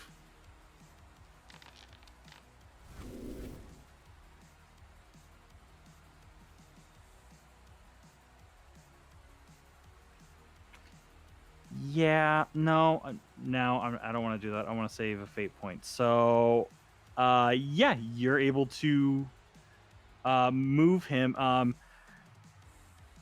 Yeah, because let's treat this as a create an advantage roll, because you're trying to tag into your stand to do something bigger. So you're trying to move him basically into the right spot. So we'll say with that, since you do succeed or do make a success with style.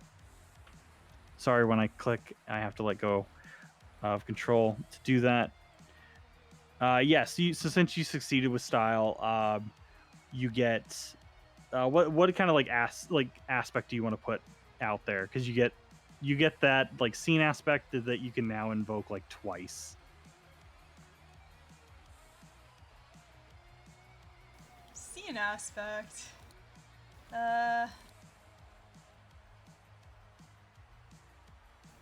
I don't know. It's the freaking champ. Shit. Yeah, you're gunning for him.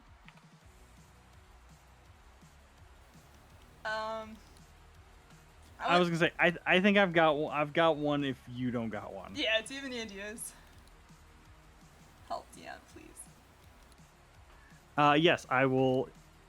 I don't. Can you guys see it? Because I'm trying to use the aspect tracker to keep track of scene stuff. Because I usually forget. Yeah, I see it pop up. Okay, cool. Because I Yeah. know I can click on show players, but I don't know what that looks like for you guys. So yeah, It Uh, says cream rises to the top. hell yeah, babies. Yeah, that is your scene aspect. That it is that the cream of the crop will always rise to the top. Thank you, Macho Man Randy Savage, and coffee creamers that were left in the break room. Dope. I like it. So yes, so that is your advantage that you now have. That you are the rising young star. You are the cream rising to the top to put him in the right place. So I'll actually move you guys. The intention isn't to try to move towards my stand anymore, by the way. It was so far. Oh, I was gonna say. I mean, you succeeded with style, so you are able to do that. Okay, well now we're close to my stand, so I have to change my plans.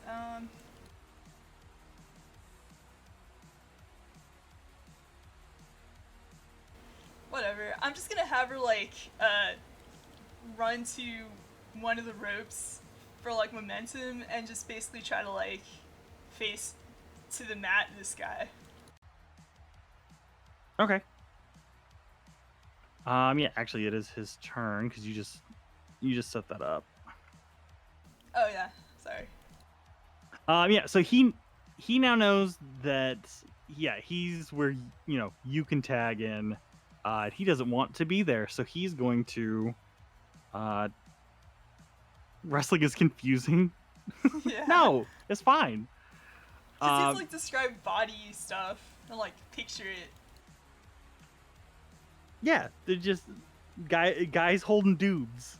I did have to look up some holds during this. Makes sense. Yeah. A whole bunch of them. I was gonna say I just posted. If anybody doesn't know what an atomic drop is, Chikara is a wrestler delivering the most atomic bomb because wrestling is goofy, and also the cream of the crop speech from Macho Man Randy Savage, which he delivered because he legitimately Macho Man Randy Savage would just make up his like interviews, like his whole speeches, like beforehand, like because some people would have theirs written and other people wouldn't, or like it'd be like, okay, like hit these points, like say this about this guy that you're gonna fight, call him a dummy, whatever. But like Macho Man would take on bets from other wrestlers that he couldn't work things into his like interviews, and this one they found a bunch of coffee creamers like I said, in the break room, and they're like, there's no way you can do this, Randy. And he's like, watch me. And he just straight up like grabbed a handful of them and ran out to talk to Mean Gene. And that's why you have one of the most amazing interviews. You gotta love it. That's Amazing. pretty, yeah. Wrestlers are wild. Just roll with They, it. they're real life stand users, like Yeah, no, straight up. I feel it.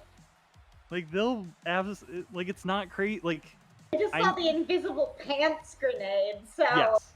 yeah. I was gonna say there's a wrestler who I've met who like is straight up like a big like weeaboo nerd, and his current wrestling gear is Conan the Child Detective like schoolboy uniform, and he's like 6'8". Like it's so goofy to see him.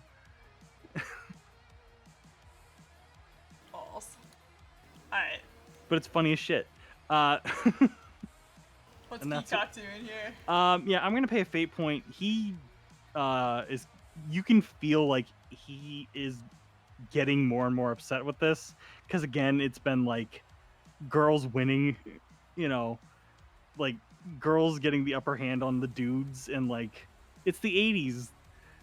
Women don't have empowerment yet, but they're Not sure. allowed. Yeah, not allowed. What is this? You have jobs now in shoulder pads in your dresses? Get out of here. Yeah, look at my shoulder. I don't yeah. like change. I'm afraid of it. So he's going to pay a fate point to clash you.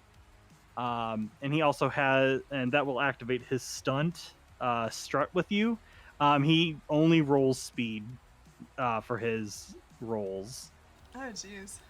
He is going to start coming at you very fast. You know, as a lucha libre, you've probably dealt with people who are very fast and doing a lot of strikes and kicks and things like that. But he seems to also be taught in that manner of just absolutely going hog wild on you.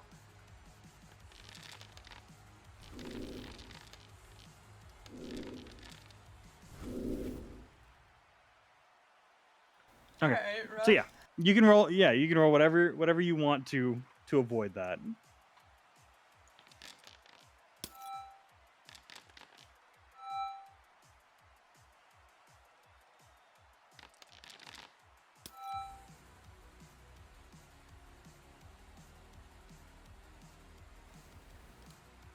God.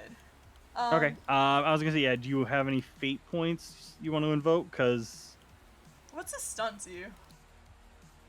his stun. His two stunts are that during a clash he only rolls speed for each of the 3 rolls, and then he has, when creating an advantage by playing to the crowd, he gets a +2 to his range roll to create that advantage. If the advantage succeeds, it has a +4. And those are the only 2 that he has. So Alright, fuck it. I'm gonna use those 2 fate points I wanted to use earlier. okay, to When boost he's your just rolls. defending, yeah.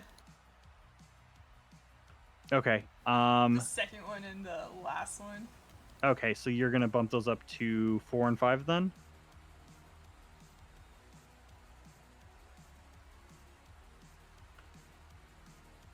Okay.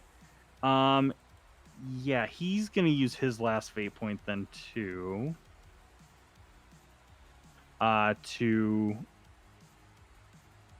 bump his 3 up to a 5, so it's a tie at that point. Because he wins 1, you win 1, and then you guys matched on the 4s. So that's just kind of it. You both are kind of, effectively doing, the wrestling auras.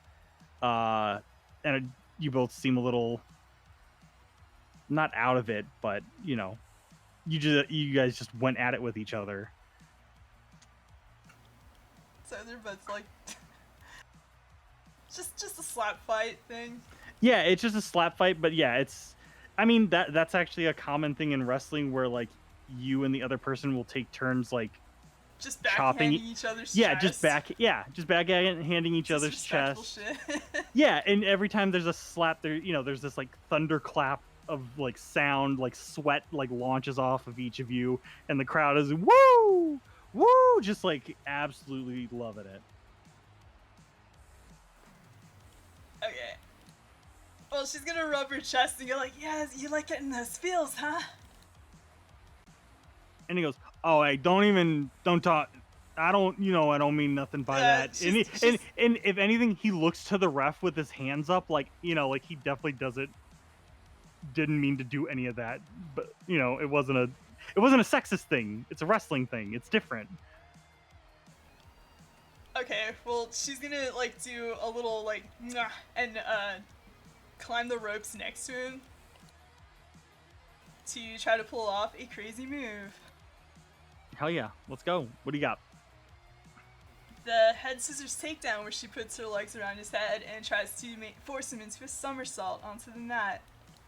Oh, okay, yeah, I know what you're talking about. Yeah, you're gonna do like you're gonna run up. It's almost the Hurricane Rana, but it doesn't have Yeah. the pin, so it's not Okay. officially Hurricane Rana. Okay, that's what I was gonna say. Yeah, it's like a hurricane. Yeah. Okay. Yeah. What?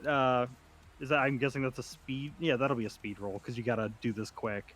I'm also gonna use that stunt now. I was gonna say, yeah, you can. I Climb mean, to the top. technically, you could use both your stunts at the same time because you're fighting in or around the ropes or obstacles. You get a +1 to your speed, and then if an attack is launched from the air, which you'd have to do to get your legs up and around this guy's head, you do extra shifts of damage. So yeah, lay into this guy. Alright, fuck it. Yeah, I'll just use both stunts then, if you're allowing it. Oh yeah, definitely.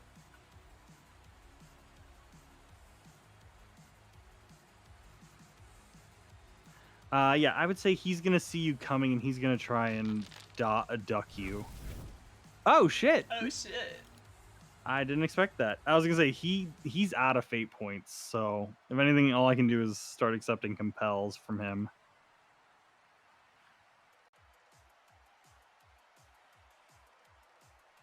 But if you're still good, then yeah, you can easily boost this. Oh, you also have your advantage. Your cream rises to the top. Oh, You can yeah. pump those Yeah, you know what? because you have 2 invokes on that since you succeeded with style. God damn. Well, why save it? Ha ha ha. Ha ha, I'll just use it all now. Ha ha ha. To invoke the scene aspect, do I need to pay a fate point? No, because you created it. You created the advantage, and so it's yours. Okay,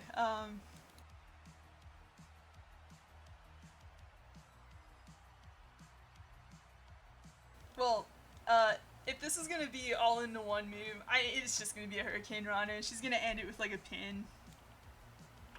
Okay. Which is, Yeah. You know, double leg cradle pin hold. I had to look it up because I was like, what's the difference between a Hurricane Rana and like Yeah. the leggy spin move?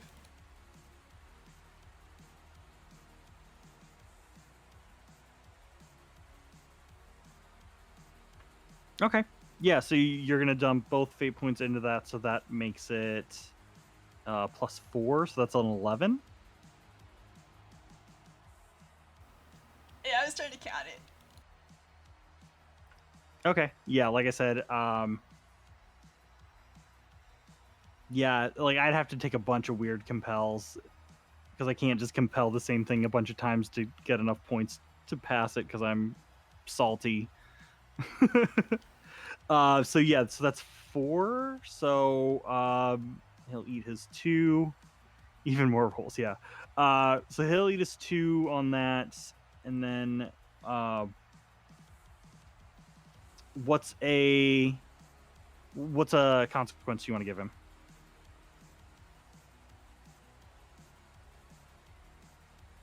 Just stunned. Okay.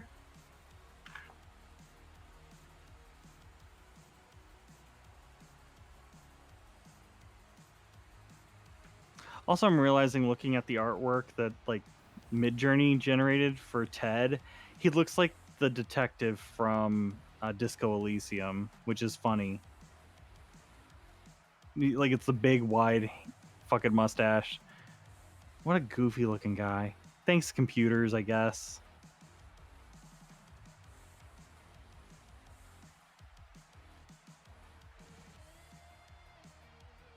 I'm looking at all these wrestling chops now. Yeah, I was gonna say Yeah. wrestling's great.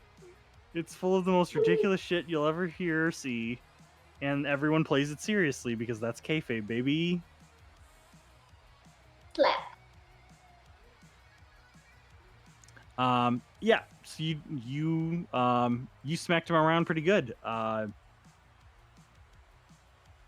He's laid out. And since he's stunned, Pap. It's the noise of it. I know. I mean, like those slaps though, like I would not like to receive any of those. No, of course not. I have a buddy who wrestles, and I've seen a couple of his matches, and it's like a real local like indie scene. So like it's inside a VFW building kind of thing. But like even then, like being that close and hearing a slap like that, it's worse almost. Oh yeah, probably. Because it's like, yeah, that dude's fucked up. That's bad. Nobody's happy with that. So yeah, he's stunned. Let me get back into the match. I just saw his troubled bored of it all. Yeah. I would say that's probably gonna change. Oh, I assumed you knew. So Oh, you called said- out. I only You saw. called him out. Oh, right I thought from you knew that. That's saying. why you called it Yeah. out. No, I That's just, why he was so like meh when you. It's just kind of weird for the champ to show up to one of these, you know? Yeah, because he's bored. Clearly. Now you're gonna make him feel alive. Cause By the way, this is Jeff Lynn's actual canonical. No, I'm not. Yeah. That's why he's Oh, got the God. bird. did you say do it? No, I'm not. I don't have that kind of power, and I'm not going to make Cannon. that kind of decision. He already said it. Yeah, so he's gonna try and get up. If you've got him pinned, he's gonna try and effectively just lift you off of him. Unfortunately, I did not make the champ that strong because I thought he would be more technical, so he doesn't need to do it. Oh boy. Yeah, so if you want to roll power to basically just keep your press on him. Yeah. Yeah, I mean, even if I pay a fate point, the best. Yeah, I mean, I guess I could reroll it. No, I'll just take it. Yeah, he is unable to lift you out from overtop him. You do hear him though, like in your ear while you're talking, or like while the crowd's cheering and everything, while you've got him pinned. He just goes, "Come on, it's just a dark match. Like you can let me up now. That's enough. You're very good. You're very good." No manches, I gotta beat you for my kids. I gotta be able to brag about this at home, you know? No, you're not. No, you don't. No, you don't. No, you aren't. Yes, I am, Way. Oh, okay. Plus, I Well- like being on top of you. His face. He's already kind of like, just red in the face from being a white guy who's exerting himself physically. That is a deeper shade of red now. She just starts laughing. Yeah. So it's your go. You've effectively got him pinned. I would say if you can keep him pinned down, I'll just, we'll treat it like it's a real thing. If you can keep him pinned for 2 more turns, that's a 3 count. We'll treat this in like a bullet time situation of like, you just have to suppress him long enough. Is he on his back or like his front? To be pinned, you have to be on your back. You have to have 2 shoulders and I think like your hip or something. You have to have 3 points of contact when you're pinned, because that's why they usually hook a leg up and keep one down. Okay. I don't remember the exact rules on it, but I think it's like 2-3 points of contact, because it's usually you got to keep their shoulders pinned and then something else. I'm gonna run a thought by you. Since they're close to the turnbuckle where her stand is, could her stand in theory reach in and just like tap him real quick so that some of his chest mass goes out and he's easier to lift for her? Okay, so you basically she's lightening the load, basically. Yeah, so you okay. Yeah, we can do that. We can treat it as creating an advantage. Sure. Because you're creating an advantage for yourself by using your stand to lighten the load. So She's basically trying to gonna think of put what him that onto would be. his stomach. Okay. Yeah, with that, because I want to say it's power. But if anything, because you're trying to do a very technical type of pin, I could say it's precision, because you're also trying to coordinate with your stand to, phantom limb him, so that it's easier for you to kind of spin him around and leave him sitting there. Sitting on his back and put him in a Yeah. chin lock is the goal Yeah. there. Yeah, and obviously if he's, if his arm is missing, it's easier for you to pin him than if you have to kind of maneuver his limb. Okay, so precision. I'm gonna have him roll.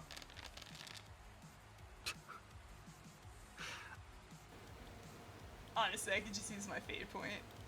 I mean, you can. I mean, with it being a draw, like he isn't getting out, but you aren't getting that like you aren't getting Yeah, that that's fine. advantage. So you can. I'll just move on. Yeah. All right. Yeah. You do circle him around. Your stand will help assist you. But it doesn't seem to. It doesn't work out in real time as it does in your head, your mind's eye. So now that he's basically on 2 out of 3 now. Like he's very much wanting to be done with this. So he's going to try. So something in wrestling is if you can grab one of the ropes on the outer ring, if you're in like a hold or a pin or anything like that, even with like a foot or an arm, any kind of limb, if you can touch the outer rope, you have to let them out, Yeah, like of a hold or anything like that. I remember. Uh, Yeah. Yes. So I'm going to have him try and do that because he is close to the ropes. So I'm going to Fair. roll precision. And then basically you can roll, I would say you could roll power. You could probably roll power or precision yourself to try and keep him away from the rope. So you either use your power to like drag him or like your own precision to like, yeah. Oh, God. I mean, Can she take that arm and put that shit in an arm bar now? Oh, Between yeah, the you- two legs. yeah, because I was gonna say, Oh, you know, man. actually, I'll take it. I'll do a not a self compel, but I'll compel his board of it all because this match is not going how he thought it was, and you know, he got caught slacking, and now he is absolutely eating shit because of it. And like, this isn't a match for the belt, but like, what if it was? That that kind of thing is starting to run through him. So I'll pay the fate point, and I think I'm gonna I'll re-roll it because that's 3 negatives. The worst I can do is 4. Okay, it's 2 compared to a 5, or it's 2. Yeah, it's 2 compared to a 1, and that 4 difference. Yeah, so he's still unable to get out. You try to get his arm, and initially he kind of yanks his arm back free from you, but you just kind of re-wrap your legs the other way to get him in that arm bar. So it's now your go. You just have to keep him in that arm bar for 1 more second. So you just need to roll either power. I would say this is either going to be power or durability because they're both 2. Because you're either using your strength to like really flex on him and keep him in place, or with durability you're just holding out for the 3. Like it's a slow motion 3. That's fine. Okay, perfect. So now he's gonna try and get out of that.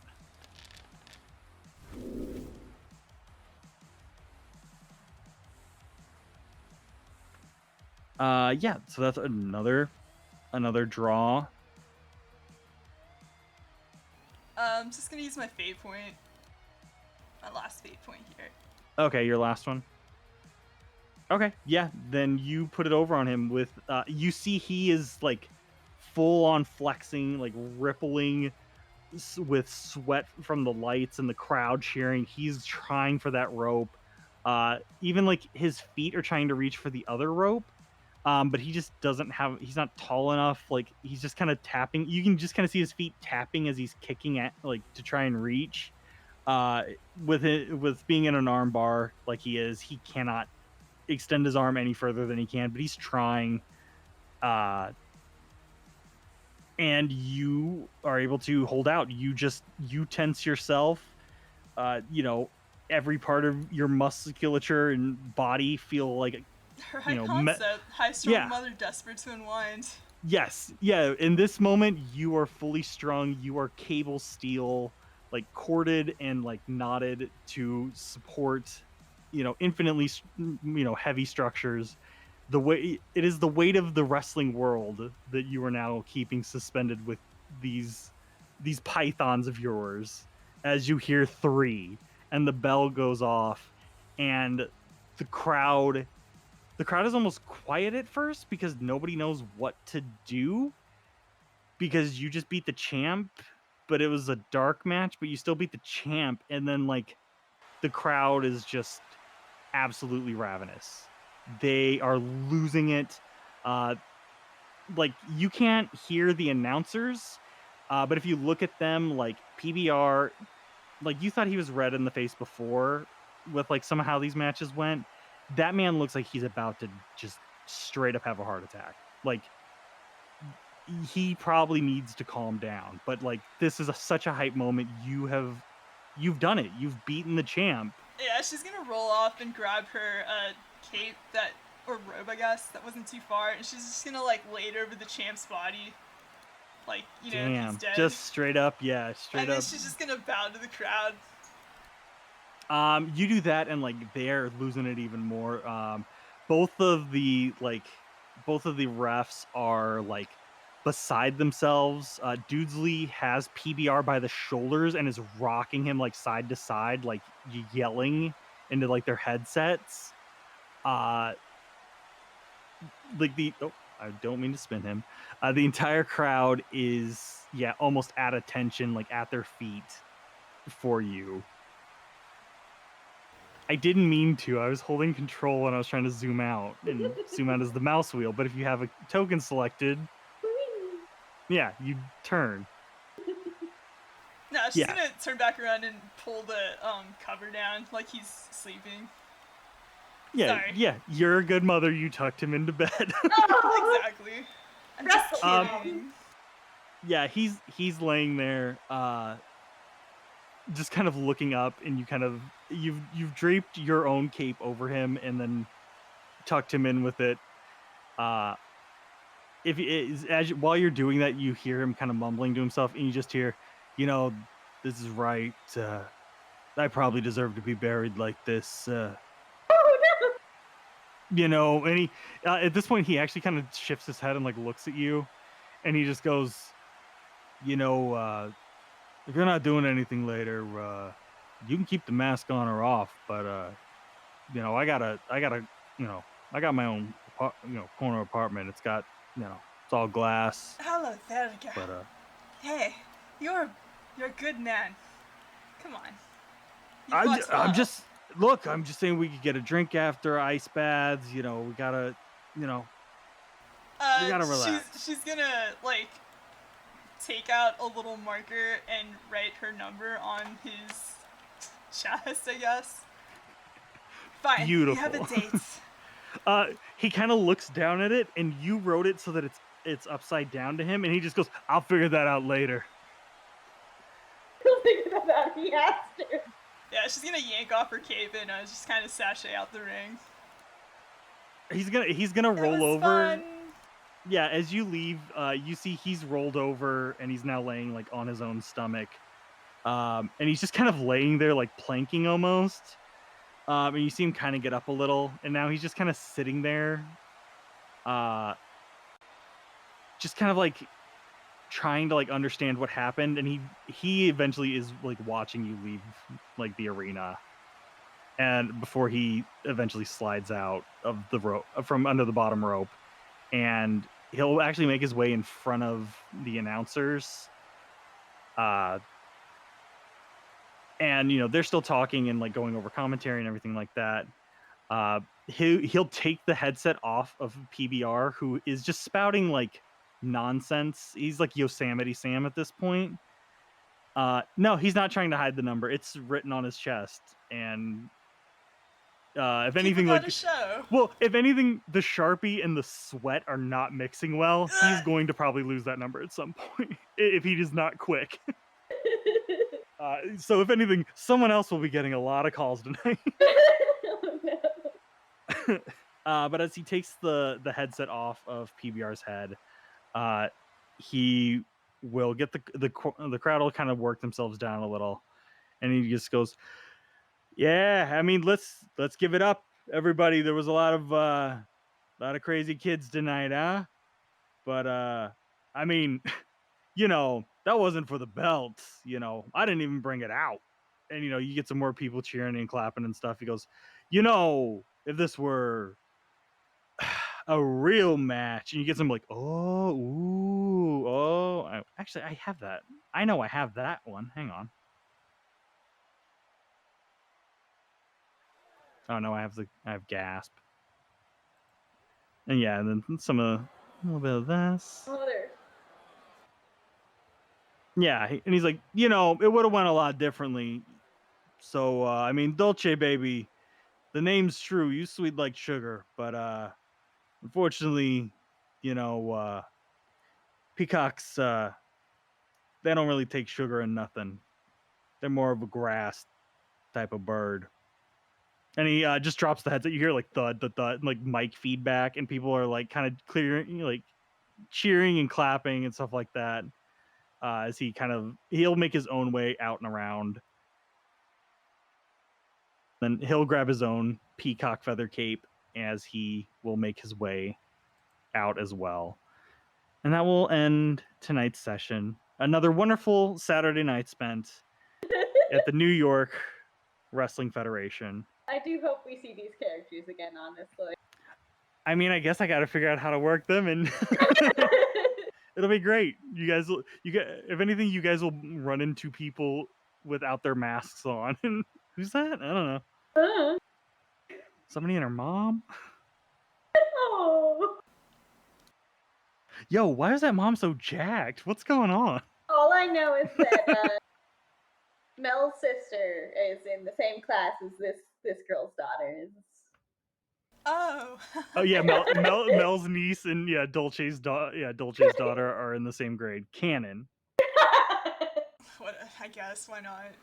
I was gonna say that they're babysit by the same neighbor in the same building, just some old lady who Of just course. That's even more direct. just like, oh, come Mias, come, and just takes care of them and just cooks shit for them, and No, I like it. because they're both doing weird things on Saturdays, like wrestling or stopping drug gangs. True. I like it.